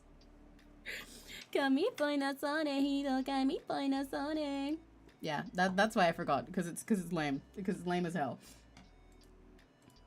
I want you, ba-da-da. You know what? I get the Ever After High theme song stuck in my head a lot these days as well. That's just entirely unrelated. That just happens. All the damn time. I just keep going, it told you everything was waiting for you. It told you everything was set in stone. Now you feel like a different ending. Sometimes you gotta do it on your own. It's an open book. Yippee, look at that. I wrote in reverse, brand new hook. Forget that curse, it's a royal cause with a royal cause with the rebel heart, one of them. Rewrite, ignite, restart. It has to come with the cursive. Cause it's your life, it's your time. Goodbye. Oh, rewrite. That's really hard for me to do when I'm not warmed up and I'm tired. Hang on. Goodbye. Oh, Yeah, I can't do that nicely without warming up first. Cause you're right, you're right. Yeah, the good theme song. Yeah, not fucking. See the fire in her eyes. It's burning brighter. Let go of the fear and fly higher and higher. Rise up, sky's the limit now, and ever after high. Whoa, whoa, whoa, Power Princess shining bright. Like, Power Princess shining bright, when I first heard it, I wanted to like it. Because it has, like, kind of, like, epic intro to it that fits with the stuff that's going on around Dragon Games time. But the fucking, it's burning bright, yeah. But the fucking Power Princess shining bright at the end of them trying to turn it into a girl power thing really did not work for me. Like, I love girl power. I love that in old media, you know, especially for a girly media like this. That is awesome. It's the same, but and Ever After High is the same in that way to like Barbie and stuff, you know, where the girls are empowered by being their own heroes without necessarily needing the boys, even though they can also have, you know, like boys and everything in their romance, and they are also characters of their own, you know, like that's the way it works, like old fantasy Barbie movies, where it is empowering in its own right by giving them this strength and making them heroes and everything, making them like their own individuals, and also letting them be girly and fashionable and have romance and all that stuff without it reducing them. However, once it just became like hashtag power princess, then it was like, no, that's not the point of the story, actually. Especially because half of them aren't princesses. And we went over how that's like, how not just the princesses are important. That's kind of like the thing, that's kind of really important to the story, that it's not just the princesses. Hey, that's like a whole thing. Power Princess. I also always felt like with Power Princess Shining Bright, they cut it really awkwardly because of the way they made the song. The intro, whenever it was in like episodes, they had to shorten it in a way that made it such an awkward cut. Power Princess shining bright. I want to put some stickers on this page for re-up soon. I've had fun today. We should do this more often. I kind of want to do these, well, I say regularly. I don't mean like we'll do them every week, but I want to do them like at least like multiple times a month or something, you know, just to like sit in sketchbook. It's kind of like just doing a Zatsu with extra steps, because I spent half of this just like chatting and yapping about my OCs and stuff. But it's been extra. Oh, you know what? I have little stickers in here that are like food and stuff. I could put some of them with the picnic. Power Princess shining bright. See the fire in her eyes.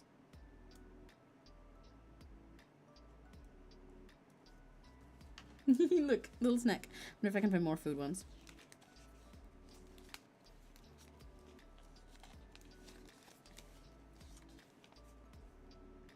I found a little strawberry, that'll work.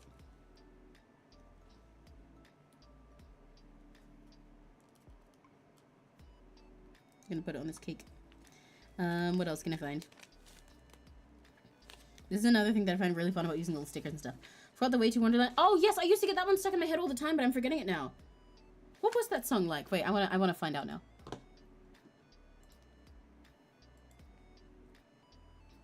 Oh, do you wonder? Do you wonder what we could be? Or we could come to Wonderland with me. I think that's the one. Do you wonder? Do you wonder? 'Cause you never know. Wonder. Come to Wonderland with me. I love Ever After High so much. I want it back so bad. I want it back so bad.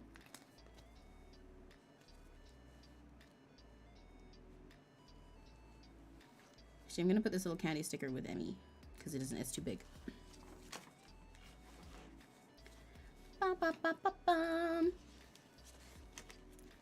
Should I explain Briar's story a little more? Yes, you'll probably like Briar, Serena. Briar is honestly one of the best characters. She is really well balanced because she starts off at the start as seeming like such a little gimmick that fits in their more like corny story they had at the beginning before they got really into it. But then she gets so developed over time into being one of the most gripping characters with like the most interesting arc and the most like serious stakes in her life, I suppose, to think about. And I really, really love her for that. But I won't spoil it all. But yeah, and I think honestly, like, it's like the fact that she starts off seeming so simple and one note as a character, and just like a little side character do silly things, makes her thinking about everything later hit even harder, because it feels like her entire life has been changed in a way that she can never go back from. She can never go back to being blissfully ignorant, and I really love it. Let's get together and run an EAH reboot, for real! At the very least, I definitely got to talk about OCs with you more, because I'm so committed now to remaking all the little guys that I talked about today, because they're all stuck in my brain. Look at that little butterfly. Come to Wonderland with me. Wonder what we could be, what we could see. Come to Wonderland with me. You know what I also had in the past? I had an OC that was the daughter, one of my first Ever After High OCs ever, actually. It's like I had her from when I first started making Ever After High OCs, before I even had like Ever After High friends when I was younger. I had 3 in my mind, which were Tabby, and I had a little mermaid daughter called Lily Mermaid, who I ended up just giving to someone else because I didn't really care about her, and they wanted an OC to start with, so I gave that to her. And they ended up adding a girl called Michelle Mermaid to the show later anyway, who is very pretty. But I also had one that was the daughter of the magic mirror, and in my head I wanted something so high concept, but I just didn't really know particularly any certain way to pull it off. I might add a little bow. I'm tempted. Hang on. Wait. I'm tempted to add this little bow here. But I also don't know if it would make it too cute, because like as it is right now, that bow there kind of accentuates the boob curve and makes it all like sexy. But this one would be really cute, but it might be too cutesy and ruin the vibe, you know? How we feeling? I could always add it to the side or something. Or like to my head. But I think it's really cute there. Let me put it there and like not stick fully. Hang on. Like that. I like bow. Okay.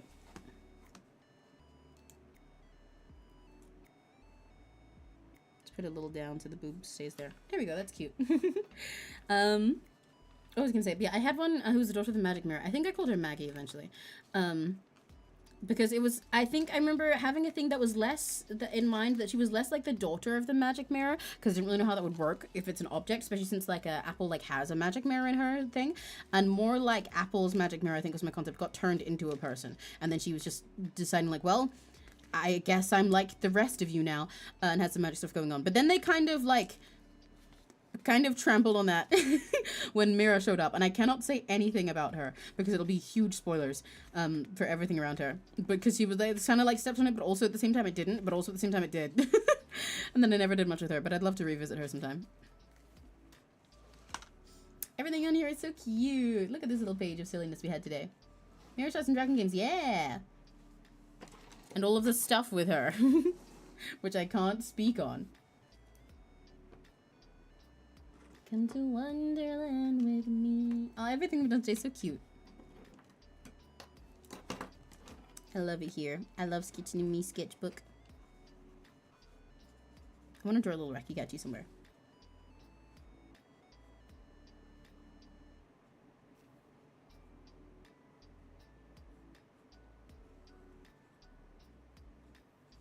Yay! I love 𝘆cie𝘂𝗿s.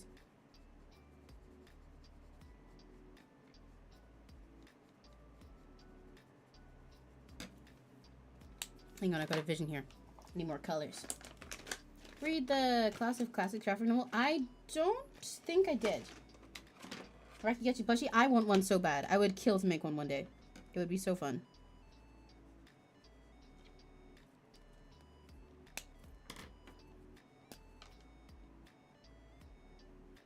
Ooh, that red is darker than the pink. Okay, that's not what I intended.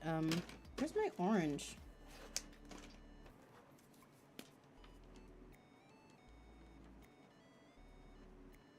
I just wanted to make him shiny.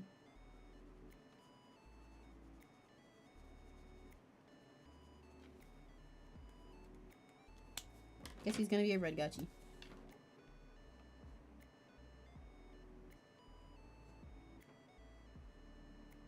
I've got so much brain rot about my OCs right now. This is also one of the fun things about going back and revisiting old ones, is you get to reawaken all of the love you had for them back then, you know? And I love that feeling. Especially once they feel more alive as characters and like as people. I love the feeling of getting suddenly fixated on a character and just exploding with information and ideas about them. Especially when it's one you used to love before. It feels so nostalgic and yummy.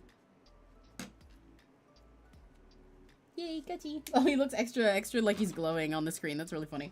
I wonder if I could add some tape to him. It'd be silly if I tried to make him eyes out of this tape. I don't think it'll work very well, but I'm gonna try. I'll just give him little square ones. Come to Wonderland with me.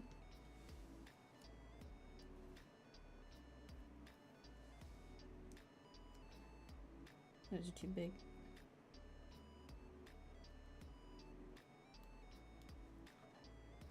Oh, I don't think you can even see this. It's too transparent. Oh well, I'll do it anyway. You can't see it at all. Well, I think when it reflects on it, it's right. He's just a glowy 𝘆cie𝘂𝗿. He's made of fire. He's just silly like that. He's like a literal star. He's like permanently full of heat. Like this. You gotta be careful. It's like a special SSR 𝘆cie𝘂𝗿. Oh wait, yeah, his eyes look super shiny on your end. That's cute. I'll give him the little mouth too.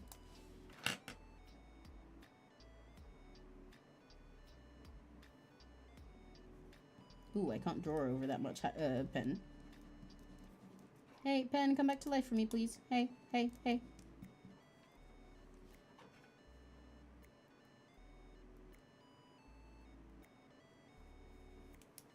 There we go. I like him. I like him.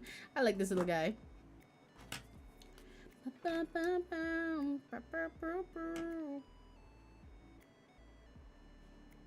He's a little star.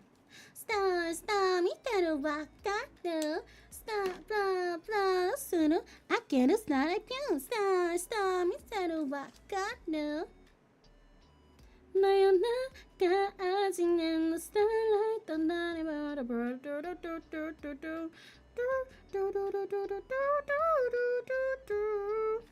私のせい信じい up down down to up down up down to up down. I'm just having fun adding extra colors and flavors to everything that I've drawn now. I have it love because I spoiled the parents' time and ever have to hide. Team Pinocchio is so cute. Oh, I can imagine. Oh, I gotta look that up. That sounds really cute. Yay. Cats, cats. Da da da da da da da da da da da da da baby. You know, now I'm thinking about it with like Hadley and stuff. I think a lot of the stuff I've done for her so far makes her make more sense as an almost like a, you know, foil to someone like Zelda. And why they wouldn't see eye to eye and probably would avoid talking to her. But I think also Hadley like this would get along more with my brain's like Penelope with Penny, because I feel like you know, if we ignore Perry's perception of her being someone of wisdom and war and everything, well, wisdom and hunting and stuff like that, I feel like even if she's a lot more outgoing and less gestures vaguely at Hadley, I feel like that'd be the kind of person that Hadley can have a discussion with and not feel like she's losing her mind, you know, because I feel like she'd be able to like hear Hadley's side of it and be like, okay, right, okay, let's see if we can actually find a middle ground here, and they wouldn't just end up like arguing with each other. So it'd be cute for them to get along. And then I like imagining with stoic characters like this, when they have like at least one person that they actually like, you know, like get or appreciate, and it's like someone else messes with them and they're like, kill yourself now. Not quite like that, but like, you know, it's like just stand up for her. In the most blunt way possible. I think she deserves to have friends, because I don't think I gave her friends for. Yeah, exactly. Very studious debates, I feel like would suit them. Because I feel like even though Hadley is often the kind who's just like, she like figures out what she thinks is the correct answer and will just like take that to the, well, die on that hill, I suppose, a lot of the time. It's like for Penny, it's more like she'd be like suited in the sense of being like inquisitive about a lot of things, right? And be interested in debating in that sense, because it's like, no, yeah, we can figure it out. It's interesting to see multiple opinions in this and figure out like what is the smartest solution together. So like both studious, but like one because she's not quite narrow-minded, but like very specifically driven, whereas like Penny's more open to thought, to do thought, and then together they get to have super debates that go on for like edges. I feel like they'd be the kind of people where it's like they debate about something and it's like from anyone else's POV it seems like they're arguing, and you come to one of them after and say, hey Penny, are you like okay? You guys seem like you had a really fight, and she's like, no, that was great. Like, they just get really fucking heated about it. Because if they have a point that they're needing to get at, they're trying to, like, figure out something or get to the bottom of something. Or, like, you know, like, they just, like, have a bigger point that they're getting at. Like, say, like, you know, they're working on, like, a science project together. Then they can, like, go to fucking war on it to figure it out, but then be fine after. Because it's like, that's, yeah, they're like, yeah, that's not related. Like, Hadley's like, well, yeah, that was unrelated to the fact that I care about her. That was for the point. Like, we had a mission there and I needed to achieve that. It's also feels like very tism to tism communication.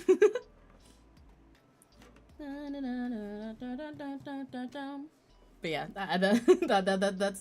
that's my assumption of what a dynamic in them would be like, which I think would be funny. What else do I want to add in color to this page? I want to add some more color to this image over here. In fact, let me go. Actually, no, I will keep it pink.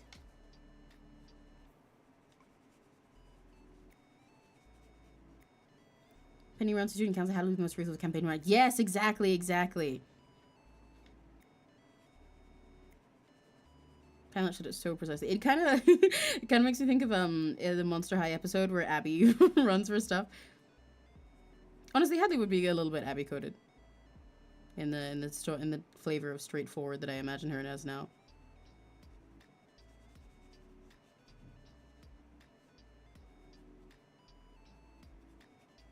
It's so fun to just sketch in color like this. One day when I have a better mic and I also don't need a giant fan to be on behind me the whole time, messing with my audio, it would be nice to be able to do this in a way where you can like hear the pens and stuff the whole time. You know, because I think that's quite nice whenever watching like a live hand cam drawing and stuff. And you can actually get to hear all the colors going down.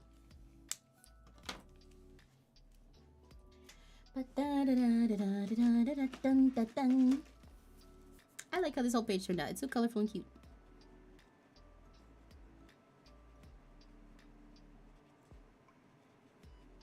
I really want a dress like this with all these types of frills. I think they're so much fun.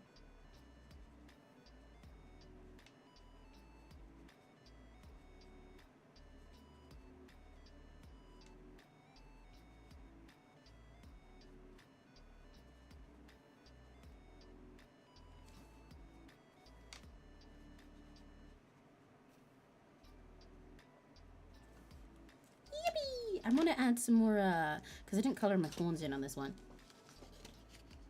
And then after this, I'll probably have to wrap soon.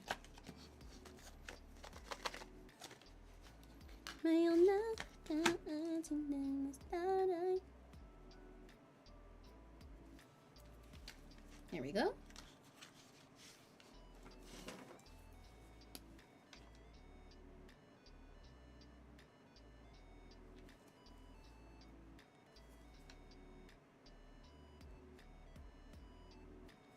Gonna do like a purple for the lashes as well. Cute! Oh, you can't see that because my head's in the way.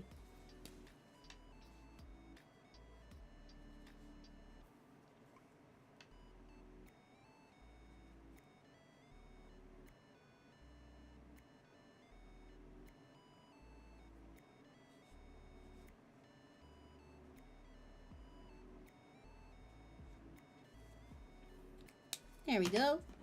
Yay! Close-ups. Yeah. Ta-da! Let's try and get over everything without the camera going entirely out of focus, and also with me remembering how to move this thing. Okay. We've got Mr. Chicken up here. It's really hard to get it close up without the focus fucking up. Actually, wait, I can change the focus, can't I? Hold on. Because I did that before and actually made everything out of focus. Okay, hold up.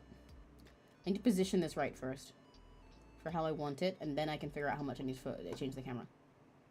Okay, hold on. Bear with. Especially hard when the item I'm holding is moving.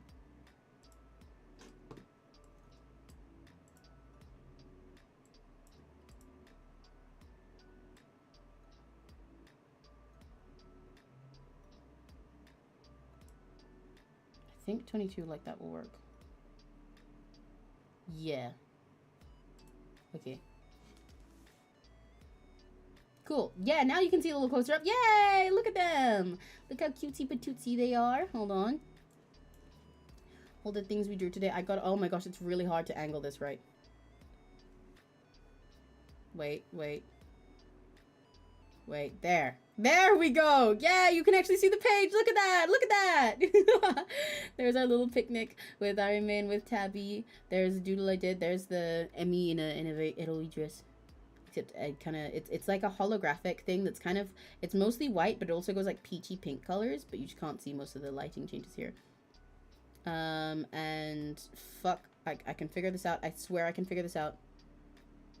Doodles of Hadley. And our little glowy star gachi. And some eyes and stuff. And potential little Hadley outfit thoughts with like pants and everything looking all cool. And then on this side... Hold on. I can figure out the camera angle. I can do it. There we go. There's the Emmy swimsuit, which makes it look super white, but we're going to ignore that. With the little bow sticker on it, which I think is definitely a good idea. It looks super cute. I really want this swimsuit now. There's Mr. Fire Chicken. Mr. Pyro Chicken. Our little Kentucky Fried Phoenix. Can I get down the bottom here? I can. There's some of the doodles that I did that were Zelda related. What if I turn it this way? That's gonna be upside down then. I can figure out the, oh, you can see how pink the tape goes for the dress there. Look, see, it's really pretty holographic in the corner.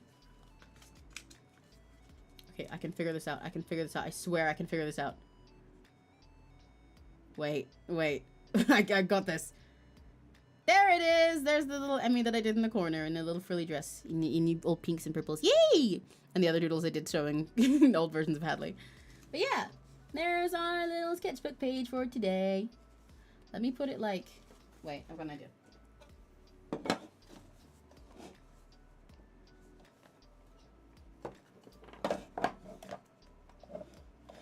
Hold on. I'm gonna position this right.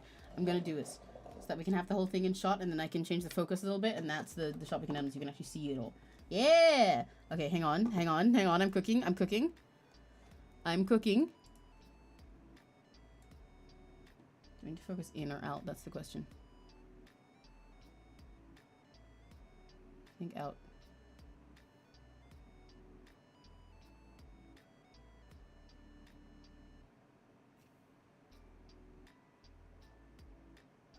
Sure, that works, I guess. Okay, anyway. Yay! There's a little sketchbook page for today. I gotta move it a little bit this way. So you can see me in the corner better. Yay! There we go. That is our sketchbook page for today. This is really fun. I had a lot of fun doing this. I definitely... Ooh, my mic's falling. I definitely want to do this more often. I want to do this more often so that I remember to use my sketchbook and just like have fun with it. And it's also a really nice way to do Zatsus and stuff. Just be able to like chat and draw and everything at the same time. And it's kind of like I think more times that I just want to like catch up with you guys, I'll pull it out like this, that I can doodle at the same time. It's just kind of peaceful, you know. We can like go over memories and stuff. Like this time we spent a lot of it on like nostalgia and my old OCs and stuff. But maybe sometimes, you know, when it's like when I've been on hiatus for a while, we can like talk about old memories and I can draw them out and stuff like that. I think it's fun. And it was nice to just like chill with you guys. It's really comfy. I hope anyone else who was doing art stuff themselves or was drawing along as well had fun with that. And yeah, I had a lot of fun. My last stream for this week will be tomorrow. I will finally be doing another MS Paint stream because the last two I did end up getting cancelled because I had tech issues or because I was still like, you know, on enough with all the heat and everything.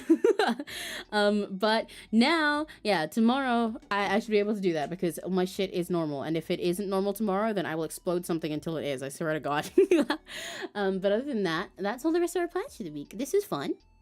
I will do this more, and I hope you guys all make sure that you drink some water and you eat, especially because it's really hot outside at the moment for the summer. I hope that you sketch more often and you scribble, and I hope you go back to your old OCs and think about them and have fun doing that. And remember that cringe is dead. Delete not the part of you that is cringe, but the part of you that cringes. Because it's fun to have OCs for everything and think about all your silly OCs that you had before and keep them alive. And it's fun to doodle things and not care so much about what goes wrong. Because sometimes it's fun just to make art for the sake of enjoying the process of making art. Yay! Yay! Yay! I might try and take photos of some of these and post them and stuff later as well. Still think those errors because of my OC. Maybe. I guess we'll find out tomorrow. Hopefully not. I sure hope it isn't. Because I'd like to be able to do that stuff tomorrow. But yeah, I'm gonna go and get some food and cool down because my room's pretty warm. And yeah, I'm gonna chill and also do some more art of my own. But thank you guys. I've had so much fun, and I hope you have too. And if your day's about to end, then wait, I almost forgot for a second. I got a HANDCAM on. If your day's, the sketchbook needs to move out my way. Sorry. If your day's about to end, then 𝘆cie𝘂𝗿. And if it's just getting started, have a very lucky day. Bye bye. Bye bye. Love you guys. Love you. Lulu. I love you. I love you. Love you and yeah. Bye bye. 𝘆cie𝘂𝗿. Have a very lucky day.